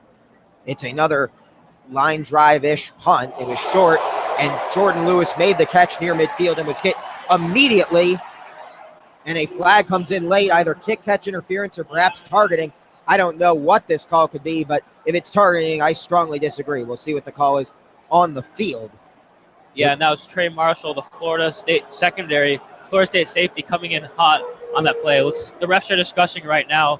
It looks clean to me from the booth, but maybe the refs saw something else, and we'll await their call. Personal foul, targeting, number 20 of the kicking team. 15-yard penalty, first down. The play is under further review. The good part about the rule change from last year is they can review this, so they have to determine, did Marshall hit Jordan Lewis helmet to helmet? And if so, or did he lead with the helmet in any capacity? If so, he's ejected. His night is over, and Michigan will start at the Florida State 35-yard line. They could also overturn this, and Michigan could start at midfield, and there will be no penalty. But based on that initial replay, it sure looks like he went high. Yeah, it definitely was helmet to helmet. Marshall did lead with the head, but I think one question is that did Lewis have enough time to make a football move? And it looked like he did. He took maybe 1.5 steps toward Marshall, so I think that it's going to be a tough call, but Marshall definitely led with the head. And he led with the crown of the helmet, and it's a tough break because Lewis was going down to make that catch. Number 20 is disqualified. Yeah, that's just a tough break for Florida State. It wasn't a malicious tackle or a dirty hit, but you can't leave with the crown of your helmet. And with Lewis going down to make that catch, it's just a tough break, and it's a big loss for Florida State as Marshall is done. Florida State already lacking a lot of depth in their secondary, and now one of their starting safeties, night is over. He is a junior, so if he elects to come back for another year, he has that opportunity, but his Florida State career may be over with that targeting call. Michigan will take it, though. And after the penalty, start this drive at the Florida State 37, trailing 27-15 with 7:58 to go. Davion Smith, the tailback, Spain under center, Khalid Hill to his left. Play action. Has time. Steps up. Fires it deep towards Darbo. McFadden trying to come down with the interception. He does not, and it's a great catch. Fighting for the football is Amara Darbo. and he's one of the nation's best receivers, taking advantage of the coverage from the sophomore and picking that football out of the air. Yeah, Amar Darbo leads Michigan's offense. He leads the receiving corps in receptions, and he has had a quiet game all night long. But against Tavares McFadden, one of the best corners in the nation, who has eight interceptions of the year, Darbo finally makes his name heard and makes a great play to move Michigan into the red zone where they struggled. Amara Darbo now with 5 receptions for 36 yards on the day, none bigger than that one. 1st and 10 from the 19, Michigan back in the red zone, needing a touchdown. Spate pitches to Smith to the left side. Can he find room finally? No, he cannot. Hit at the line of scrimmage by Derek Hoskins. Yeah, Derek Hoskins, a beefy middle linebacker, came down. Michigan tries to spread this Florida State defense out horizontally, but Hoskins was having none of it, and he met Davion Smith and stoned him at the line. The play calling on 1st down once Michigan gets near the end zone has been pitiful, to say the least. Michigan moved back a yard. 2nd down and 11 from the 20. Under 7 minutes to go. Michigan down by 12. Smith, the tailback, Spate under center. Has Wheatley and Bunting as the tight ends to the left. Darbo slot right, Chesham wide right. Spate under pressure. Fires it over the middle. Darbo was falling. Did he get the football in his hands? No, he did not. It hit the turf. One referee signals it hits the turf. The other had his arms extended. From our vantage point, it certainly looked like he trapped the football. Yeah, it looked like an incomplete. The refs are having a dispute, but I think they do finally come to the correct conclusion that's an incomplete pass. But I do like what... on the field is an incomplete pass. Receiver failed to maintain control. Darbo certainly got his hands under it. Did he control it along the turf? No. That's the right call. It seemed to bounce out of his hands along the turf. He did not maintain control. That's the right call. Darbo slipped for a moment. It looked like it could be disaster. Whenever a receiver slips in his route, it's usually an interception. He somehow recovered, but Spate just overthrew him by a yard. Big 3rd down here. Potentially the ball game on the line on these next 2 plays. Spate in the shotgun. Has Kekoa Crawford slot left, Darbo wide left, Chesham wide right, Bunting slot right. Davion Smith the tailback. Michigan needs 11 yards. Spate has time, fires it over the middle. Has his man, J.U. Chesson, with a slant route down to the 5-yard line. A 16-yard connection from Spate to the 5th-year senior. Yeah, and he was covered by Levante Taylor, the slot corner. Taylor did a perfect job of covering. He also had help over the top from Marquez White, but Spate threaded the needle and forced it in. And Spate, someone who's been struggling to throw it all day, finally shows up and throws an absolute dime to Chesson to pick up the 1st down. This area of the field has been a disaster for Michigan thus far. 1st and goal from the 5. Can they get a touchdown on offense for the first time in this game with 6 minutes to go? Spate, shotgun snap, under pressure off the edge. Overthrew his intended target, Smith, and he had him wide open over the middle. There was pressure coming off the edge from the safety, A.J. Westbrook, and that may have forced the poor throw, but Davion Smith had cut from the backfield towards the center of that Michigan end zone, and he couldn't connect with his quarterback. Yeah, Westbrook was coming in hot there. Spate had to get it out quickly and right over Davion Smith's head. 2nd down, the give to Smith, and he's met in the backfield. A 2-yard loss, and once again, the All-American DeMarcus Walker brings him down. Another tackle for loss. Michigan stalling once they're inside the 10. DeMarcus Walker has a knack for having his presence felt late in the game. Last drive, it was on a pass rush sacking Spate, and this time it's stoning Davion Smith at the line. All-American leads the nation in sacks. This is Walker's moment, and he's been shining. With goal to go, Michigan has traditionally gone to Jabril Peppers. He is not available in this game. It'll all have to be done by Wilton Spate, the traditional quarterback. 3rd and goal from the 7. Spate has time, now forced to rush. Gets it down to Khalid Hill, fighting for the end zone. He's in, touchdown, Michigan! Khalid Hill is 3rd receiving touchdown of the year, 13th of the season, and Michigan is 1 score away from tying this one up. It's 27-21. Yeah, great job picking up the pass rush. Spade had plenty of time, and he found Khalid Hill maxed up on the much smaller safety, A.J. Westbrook, and he just boxed him out like a basketball player, and Westbrook was too small to bring him down, and it was an easy walk-in for the touchdown for Khalid Hill. The PAT coming up, it's 27 points for Florida State, 21 for Michigan. The first offensive touchdown of the game comes with 5:22 to go. The PAT is up. It is through. Kenny Allen contributing 10 points on the, 10 points. Had to check my math there for a second. Michigan went for 2 on their pick 6, but Kenny Allen now with 10 points off his right foot. Michigan, though, with their biggest play of the game, a touchdown connection from Wilton Spate to Khalid Hill for 7 yards. Makes this a one-score game. We'll be back in a moment. 5:22 left to go in this one. Michigan down by 5.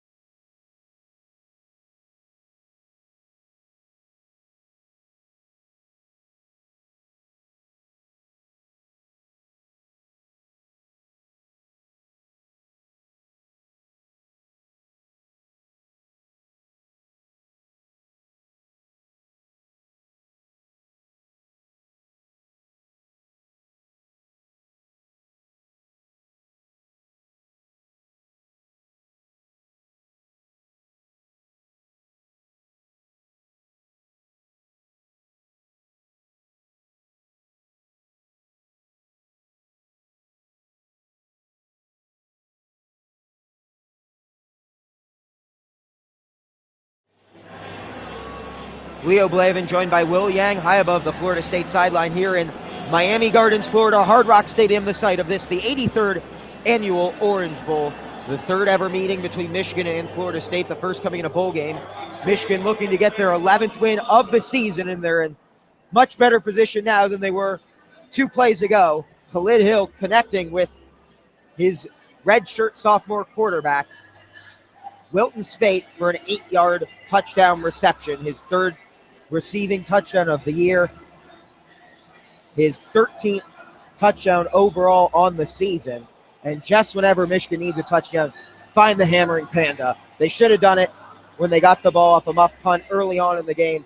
They make up for it there, and it's a 5-point game. Florida State leads 27-22, Michigan with all 3 timeouts and 5:22 to go. But now the defense, which has been so clutch all season for the Wolverines, they'll have to make a play.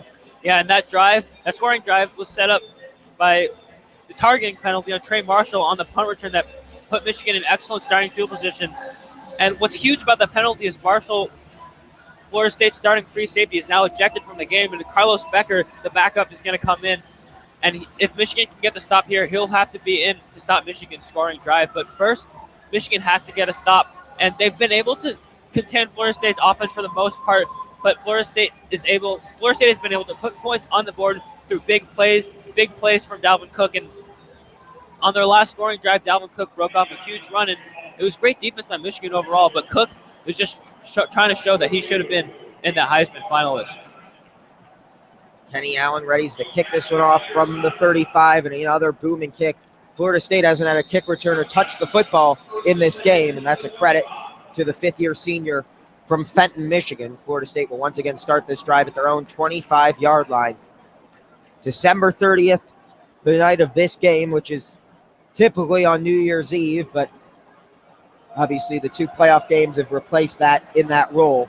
But where else would you be on December 30th than in one of college football's great traditional bowl games, the Orange Bowl, where Michigan last played in 2000. They won in overtime over Alabama with Tom Brady, the starting quarterback, in his final Michigan game. Several seniors wanting to go out winners for the Maize and Blue.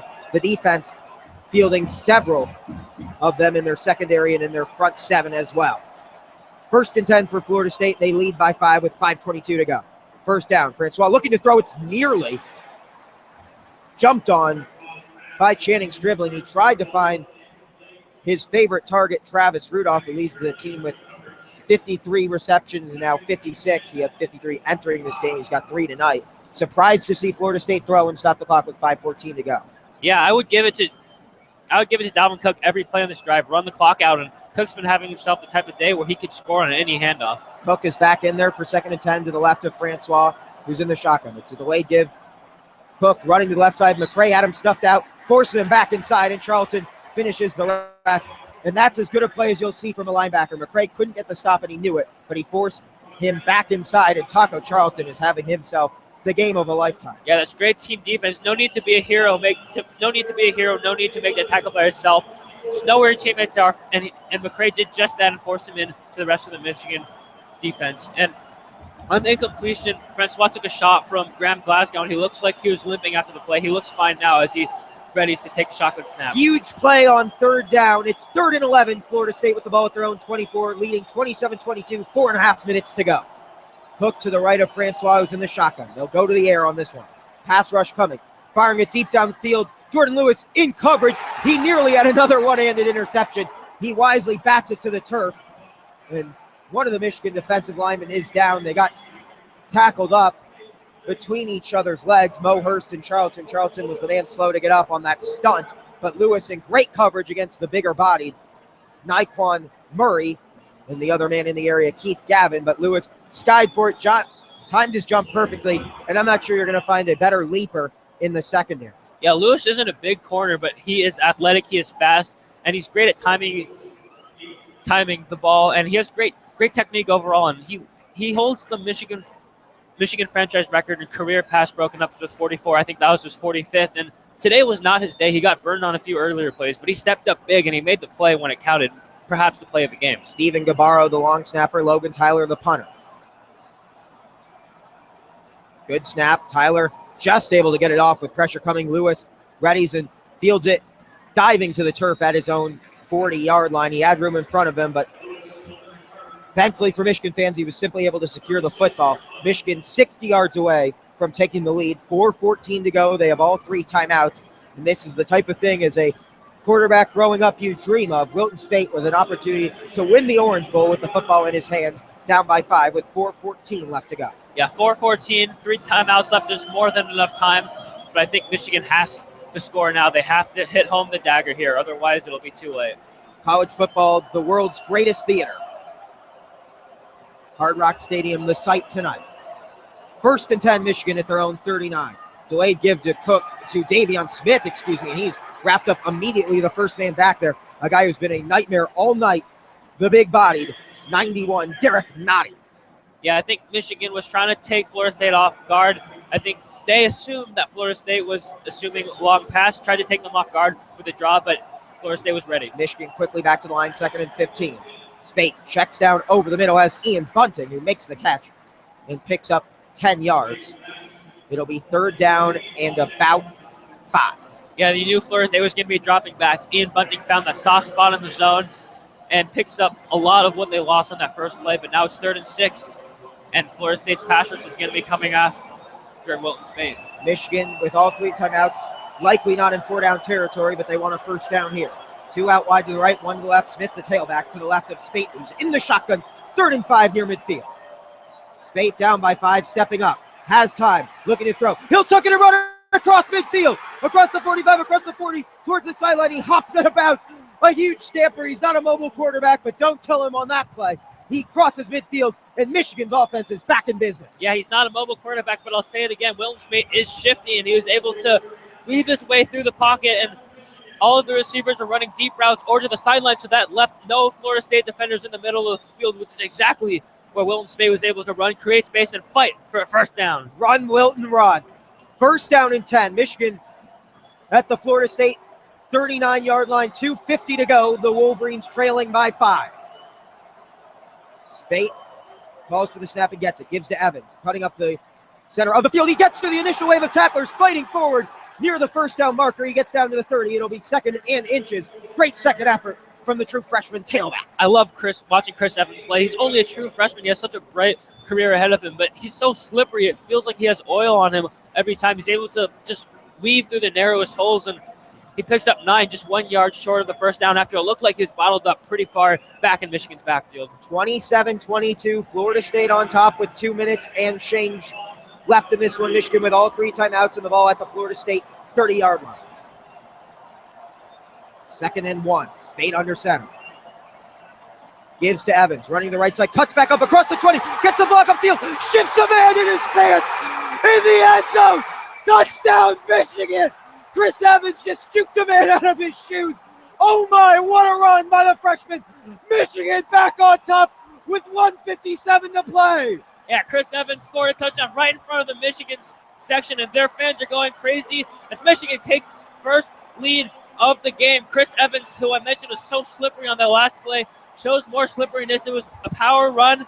Michigan brought in their blocking tight end, Devin Asiasi, and they gave it to they gave it right up the middle to pick up the first down, but Chris Evans wanted more, and he jukes Marquez White right out of his shoes, and he gets the Michigan touchdown, and Michigan fans are fired up right now as Michigan leads 28-27 with the extra point on its way. Evans says to Dalvin Cook, anything you can do, I can do better. The 30-yard run from the freshman, and he has a bright future ahead in Ann Arbor. Chris Evans, what a run. He's got 4 touchdowns on the year. None bigger than that one, a 30-yard scamper. And there was laundry on the field, and I don't mean a penalty flag, but one of the Florida State DBs left his jockstrap somewhere around the 15-yard line as Evans absolutely obliterate him with moves that could kill. Michigan will go for 2, leading it 28-27, trying to make it a field goal game. They're 0 for 1 on the day. One attempted 2-point conversion. Spate alone in the shotgun. 2 to his right, 2 to his left. Pressure coming. Spate checks it down quickly. He finds his man. 2-point conversion. Amara Darbo in the end zone. It's a field goal game. Michigan on top for the first time tonight. Yeah, Spate walking back to the sideline, celebrating with the fist bump. Chest bumps the other quarterback, John O'Corn, on the sideline. Spate has been playing with way more confidence in the second half than in the first half. But in the first half, he wouldn't have been able to hit those easy throws, but just a very simple out route right by the goal line by Darbo, and Spate hits him. But one thing you have to ask yourself is, did Michigan score too fast? They began that drive with 4 minutes left. They only spent 2 minutes now. Florida State gets the ball back with 1 minute 57, basically 2 minutes left to go with 2 timeouts. They're down by 3, and I think with a good kicker like Aguayo, who's been playing well all season, it's not out of the question for them to drive and get themselves in field goal range, or even with a touchdown with a phenomenal running back like Dalvin Cook. I'll tell you what, Will, I've been calling Michigan football games for the past 4 years. They've been the best 4 years of my life. I'm not sure I've seen a better game played between 2 programs with such great tradition. Michigan and Florida State in the Orange Bowl. Michigan leading 30-27 with 1:57 to go. But this has been about as well played a football game as you could have ever asked for. Yeah, just two great teams, 2 great programs. A classic sight, the Orange Bowl, the second oldest bowl game in the country after the Rose Bowl, of course, the granddaddy of them all. But just 2 historic programs, 2 great coaches, both Jimbo Fisher and Jim Harbaugh combined for a 39-11 record over the last 2 years. And just great football overall. Couldn't ask for a better environment than this on this warm Miami night.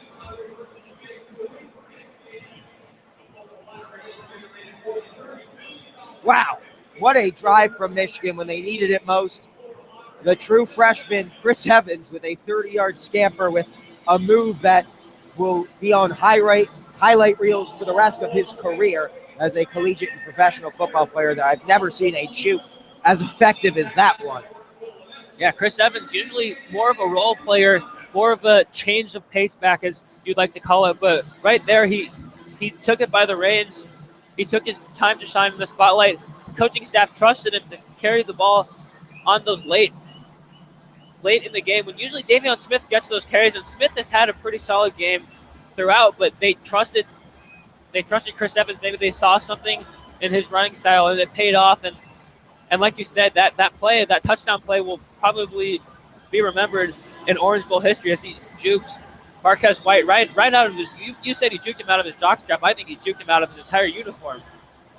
I've never seen a move as dangerous and effective as that one. Oh my. Don't let him get in the open field again if you're Florida State, because he will embarrass somebody. There's 1:57 left to go. Michigan leading 30-27, as you mentioned. Florida State with 2 timeouts left. And we alluded to it early on when Michigan was lined up to punt. They used a timeout early on in the third quarter. Could it come back to cost them? And we're about to find out. If you're Florida State, though, what are you doing here? I think you got to give it to Dalvin Cook. I know that there's 2 minutes left. You only have 2 timeouts. You want to pass the ball because an incompletion stops the clock. But I think you just have such a special player, Dalvin Cook. You have to trust it. You don't have to hand it off to him. He's such a versatile back. Use him in the passing game. But just Jimbo Fisher's a creative coach, and just got to get the ball in Dalvin Cook's hand if you want a chance to win. 5 plays, 61 yards, 2 minutes and 17 seconds, resulting in a touchdown for Chris Evans. This kickoff fielded a yard short, and Gavin was hesitant to take it out. He finally does. He will get across the 20, across the 25. breaking towards midfield. He somehow finds a lane. He'll be chased down from behind, but a huge return on what looked like a major blunder turns into an electric run back all the way down to the Michigan 34-yard line. Gavin seemed hesitant to take it out of the end zone. Instead, he takes it nearly the length of the field. Lewis finally tracked him down from behind, but what a great return by Keith Gavin, taking it nearly 70 yards. It's officially a 66-yard return, and Florida State is back in business, trailing by 3. They're already in field goal range with 1:57 to go. Now Michigan may have to start thinking about how they use these 3 timeouts. Yeah, just when you think you've seen all the twists in this game, you see another one. Obviously a mistake by the special teams unit. The other return man, Kermit Whitfield, was frustrated with Gavin's decision, but now Florida State's already knocking on the doorstep. And you wonder, Kenny Allen, who's had no trouble clearing the end zone all night, if that was a design short kick. First down, the screen pass is designed. Cook has it at the 30, locks the room in front of him across the 20, stumbles to his feet and takes a hard blow, but he'll pick up the first down, and Florida State is back in the red zone at the 14-yard line. A 16-yard connection from Francois to Dalvin Cook. Well, that was a perfect play call by Lawrence Stassi, the Florida State offensive coordinator. Get the ball in Cook's hands, use the passing game. You know the pass rush is going to be coming in hard at Francois, and Cook was wide open, and a smart, perfect tackle by DeMonte Thomas to save a touchdown on that.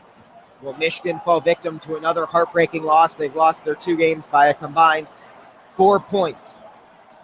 They lead by 3, but Florida State is threatening. Francois fires it over the middle, and he overthrew his intended target, Travis Rudolph. It'll be 2nd down and 10 from the 14-yard line. Yeah, good D by Michigan. Also by swallowing up Dalvin Cook in the passing game. Cook was trying to get out, maybe be there for as a check down option for Francois, but Michigan did a good job of swallowing him up, keeping him in the backfield, and Francois had nowhere to go. Smart play, throwing it over the head of his receiver where no one could get it, and it's going to be 2nd and 10 for the Seminoles. Dalvin Cook will be on the sideline for this play, more importantly for Michigan. 2nd and 10, the ball at the 14. Florida State looking to take back the lead, trailing by 3 with 1:14 to go. Design quarterback keeper, Francois running to the right. Gets a few blockers in front of him, but a great open field tackle made by Josh Metellus. Jabril Peppers, who he says, with a big stop. It'll be 3rd down and 8 with 1 minute to go. Michigan sitting on all 3 timeouts. Are you surprised, given that a field goal will tie this game up? I thought it was surprising that they didn't have Cook on the field. Cook has been the MVP of this entire game. Why have him on the sideline? I knew that once it was an empty backfield, they weren't going to trust Francois in the pocket. I knew that the QB draw was coming. Timeout, Florida State. The 2nd timeout of the half. This will be a 30-second timeout, so we'll keep it here on the field. 42 seconds left to go in this game. Michigan leading Florida State 30-27. Florida State now with just 1 timeout remaining. 3rd and 8, what are you dialing up if you're the Noles, considering you have the best running back in the country? Is a running play out of the question, given it's 3rd and long? I think you definitely hand the ball off here. You have to be conservative, and I don't think it's conservative if you give it to the best running back in the country. Cook has made spectacular plays. I think you don't want to risk it in your redshirt freshman. He's not a true freshman, but in your freshman quarterback, nonetheless, I don't want to risk it in Francois' hand. Keep it safe, and it's not really safe, like I said, if you give it to the best running back in the country. Dalvin Cook is certainly capable of picking up 8 yards. Florida State has won their last 4 games, and they looked impressive doing so in their last 3, winning comfortably in each. However, this one will come down to the wire regardless of how it goes. Michigan leads 30-27, 42 seconds to go. Michigan with all 3 timeouts, Florida State with 1 remaining, burning their 2nd there. It will be 3rd down and 9, Florida State with the ball at the Michigan 12. A field goal ties it, so as you mentioned, they don't want to take an unnecessary risk and turn the ball over, which would effectively end this game.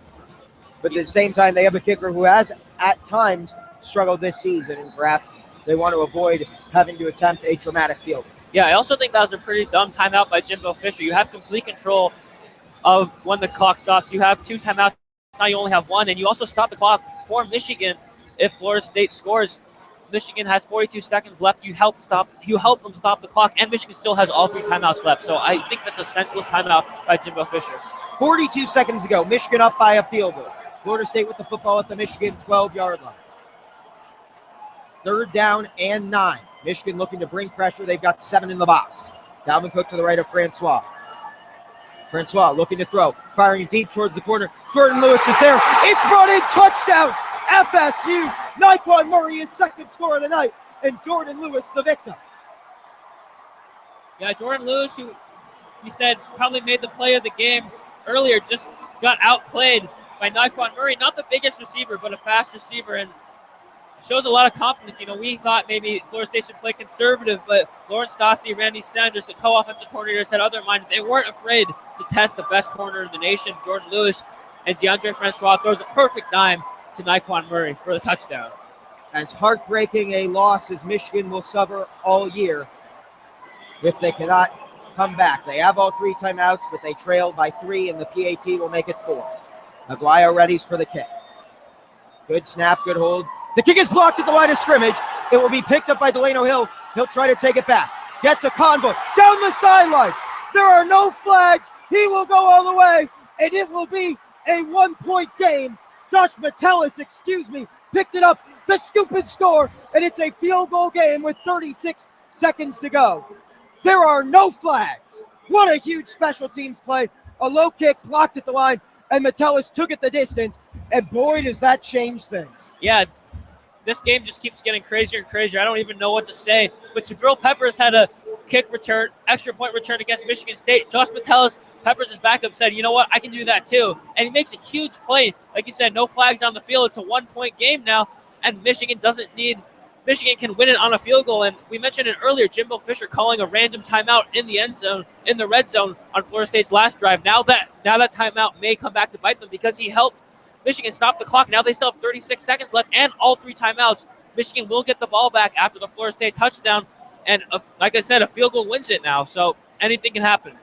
And on that previous play, Chris Wormley getting his big right arm up there, and then it was Josh Metellus, who's in the position that Jabril Peppers would have been. You mentioned his PAT block that he returned for a 2-point conversion, and Metellus in the same spot as Peppers down that same sideline takes it for 2 points, and it's a 1-point game. That PAT would have made Michigan needing a touchdown. Instead, they just need a field goal to win the game. Still a tall task with 36 seconds left to play. It's Florida State 33, Michigan 32. You said after Michigan scored their touchdown, did they score too quickly? We're about to find out with 36 seconds to go. We're also about to find out if Florida State scored too quickly as they left 36 seconds left on the clock. Logan Tyler readies to kick off, back deep to return. Chesson and Lewis. A deep kick, the deepest one of the night, and when they need it most, Logan Tyler gets the touchback. What do you do here if you're Michigan with all 3 timeouts and the clock stopping with each and every first down? You need a field goal to win it with Kenny Allen. Well, most importantly, the fact that kick went out of the end zone. No time went off the clock, so Michigan still has the full 36 seconds left. But Dylan Spate's got to make some big throws. He made some huge throws on the last drive. He's got to do it again. And just as quickly as Michigan gets the momentum, Florida State gets it back. The tomahawk chop from the Seminole faithful, who are all on their feet, everyone in attendance at Hard Rock Stadium, standing up for the conclusion of this game. What an Orange Bowl. 1st and 10, Michigan down by a point with the ball at their own 25. Spate, under pressure, fires it over the middle. Finds Darbo, who's not able to hang on. Good coverage as well from Marquez White. Yeah, good coverage by Marquez White. Darbo had half step on him, but Wilton Spate just didn't put it where it needed to be. And under pressure again. Yeah, this is where we're used to hearing DeMarcus Walker's name being called late in the game, late in fourth quarters is when he's most dangerous. Does Florida State have the audacity to bring the blitz on 2nd and 10? Michigan needing a field goal to win it. Check down to Smith. It was snuffed out immediately. He fights forward and gets maybe back to the line of scrimmage. Michigan will burn their first time out of the second half. 22 seconds to go. It's 3rd and 10. And Florida State was not fooled on that check down. Great open field tackle by Matthew Thomas. And Matthew Thomas came all the way to the sideline to make that play. Great defense by Florida State. They're missing one of their leaders and Trey Marshall after the targeting penalty, but everyone is stuck to their assignment and made the play when they needed to. And now it's 3rd and 10 for Michigan. Let's see what Jim Harbaugh and the offensive coaching staff has to draw up in this crucial play. The story of Michigan under Jim Harbaugh through these first 2 years is in tight games down the stretch against great opposition, they have failed to convert when they need to most, and this could be another game in a long line of those disappointing finishes. They trail by 1. It's 32-33, Florida State leading. 26 seconds to go, 3rd and 10 with Michigan at their own 25-yard line, needing a field goal to win it. Kenny Allen's career long is 51 yards, so they would need to get the ball around the 34-yard line to get that attempt off, but they're a long way from that right now, and the time is certainly a factor. 3rd and 10, everyone on their feet, the Florida State fans making all sorts of noise. Spade takes the shotgun snap. Fires it over the middle, looking for Crawford, and there was a miscommunication between his quarterback and his true freshman receiver. Crawford never turned his head towards the football, and pressure may have forced an early throw. Yeah, Brian Burns, the Florida State defensive end, brought some heavy heat on Wilton Spade. He's not a normal starter, but they bring him in pass rush situations at the defensive end, and they slide Marcus Walker on the inside. And it just got to Spade a little bit too fast. Crawford didn't have time to get his head turned. 4th down and 11, misses the game. 21 seconds to go. Michigan trails 33-32. Spade in the shotgun has 3 to his right. Florida State brings pressure. Spade fires it deep over the middle, overthrows J.U. Tristan. It's tipped up. It falls to the turf. Incomplete, and I thought there was early motion or an offside. No flag coming, much to the dismay of Mason Cole. Incomplete. That's the ball game. Jim Harbaugh's furious, and rightfully so, as is the entire Michigan offensive line. There was a man who jumped early, and there was no Jim flag. Harbaugh wants an offsides. He's signaling offsides right in the ref's face. Mason Cole, the center, was unhappy, and he's yelling in the ref's ear. But it looks like there won't be any penalty called, and Florida State will take over after the interception in midfield. 4th and 10, they aim for their favorite target. We'll take another look, just looking at the replay. Oh, yes. DeMarcus Walker, a hair off sides. No flag thrown, and that will do it. Michigan does have 2 timeouts, so they can delay this loss a few seconds longer. 16 seconds to go, Florida State at midfield. Francois takes the knee, and that Harbaugh used the timeout, and there has to be a flag. You absolutely must throw a penalty flag. Michigan stayed on the sideline. Florida State did not. And there's Florida State players celebrating in the Michigan end zone right now. A lot of chaos happening on the field right now as the Florida State players make their way slowly back to the sideline. I don't know how they're not flagging this. Please reset the game clock to 12 seconds. 2 seconds. How are they not throwing a penalty flag on the field? I think that's what Jim Harbaugh's talking to right now, the line judge. So Florida State's bench clears. Harbaugh uses a timeout, perhaps hoping to draw a 15-yard penalty. They can kneel it twice more, and they will win the football game. There's 12 seconds left to go. Michigan has 1 timeout remaining, and they trail 33-32. If this result holds, barring a absolute miracle, Michigan will have lost 3 games this year by a combined 5 points. Francois takes one last snap, takes a knee. Harbaugh uses his timeout once again. And how are they not throwing a flag for the Florida State sideline running on the field? I don't know. Looks like they've broken out the championship hats already on the sideline.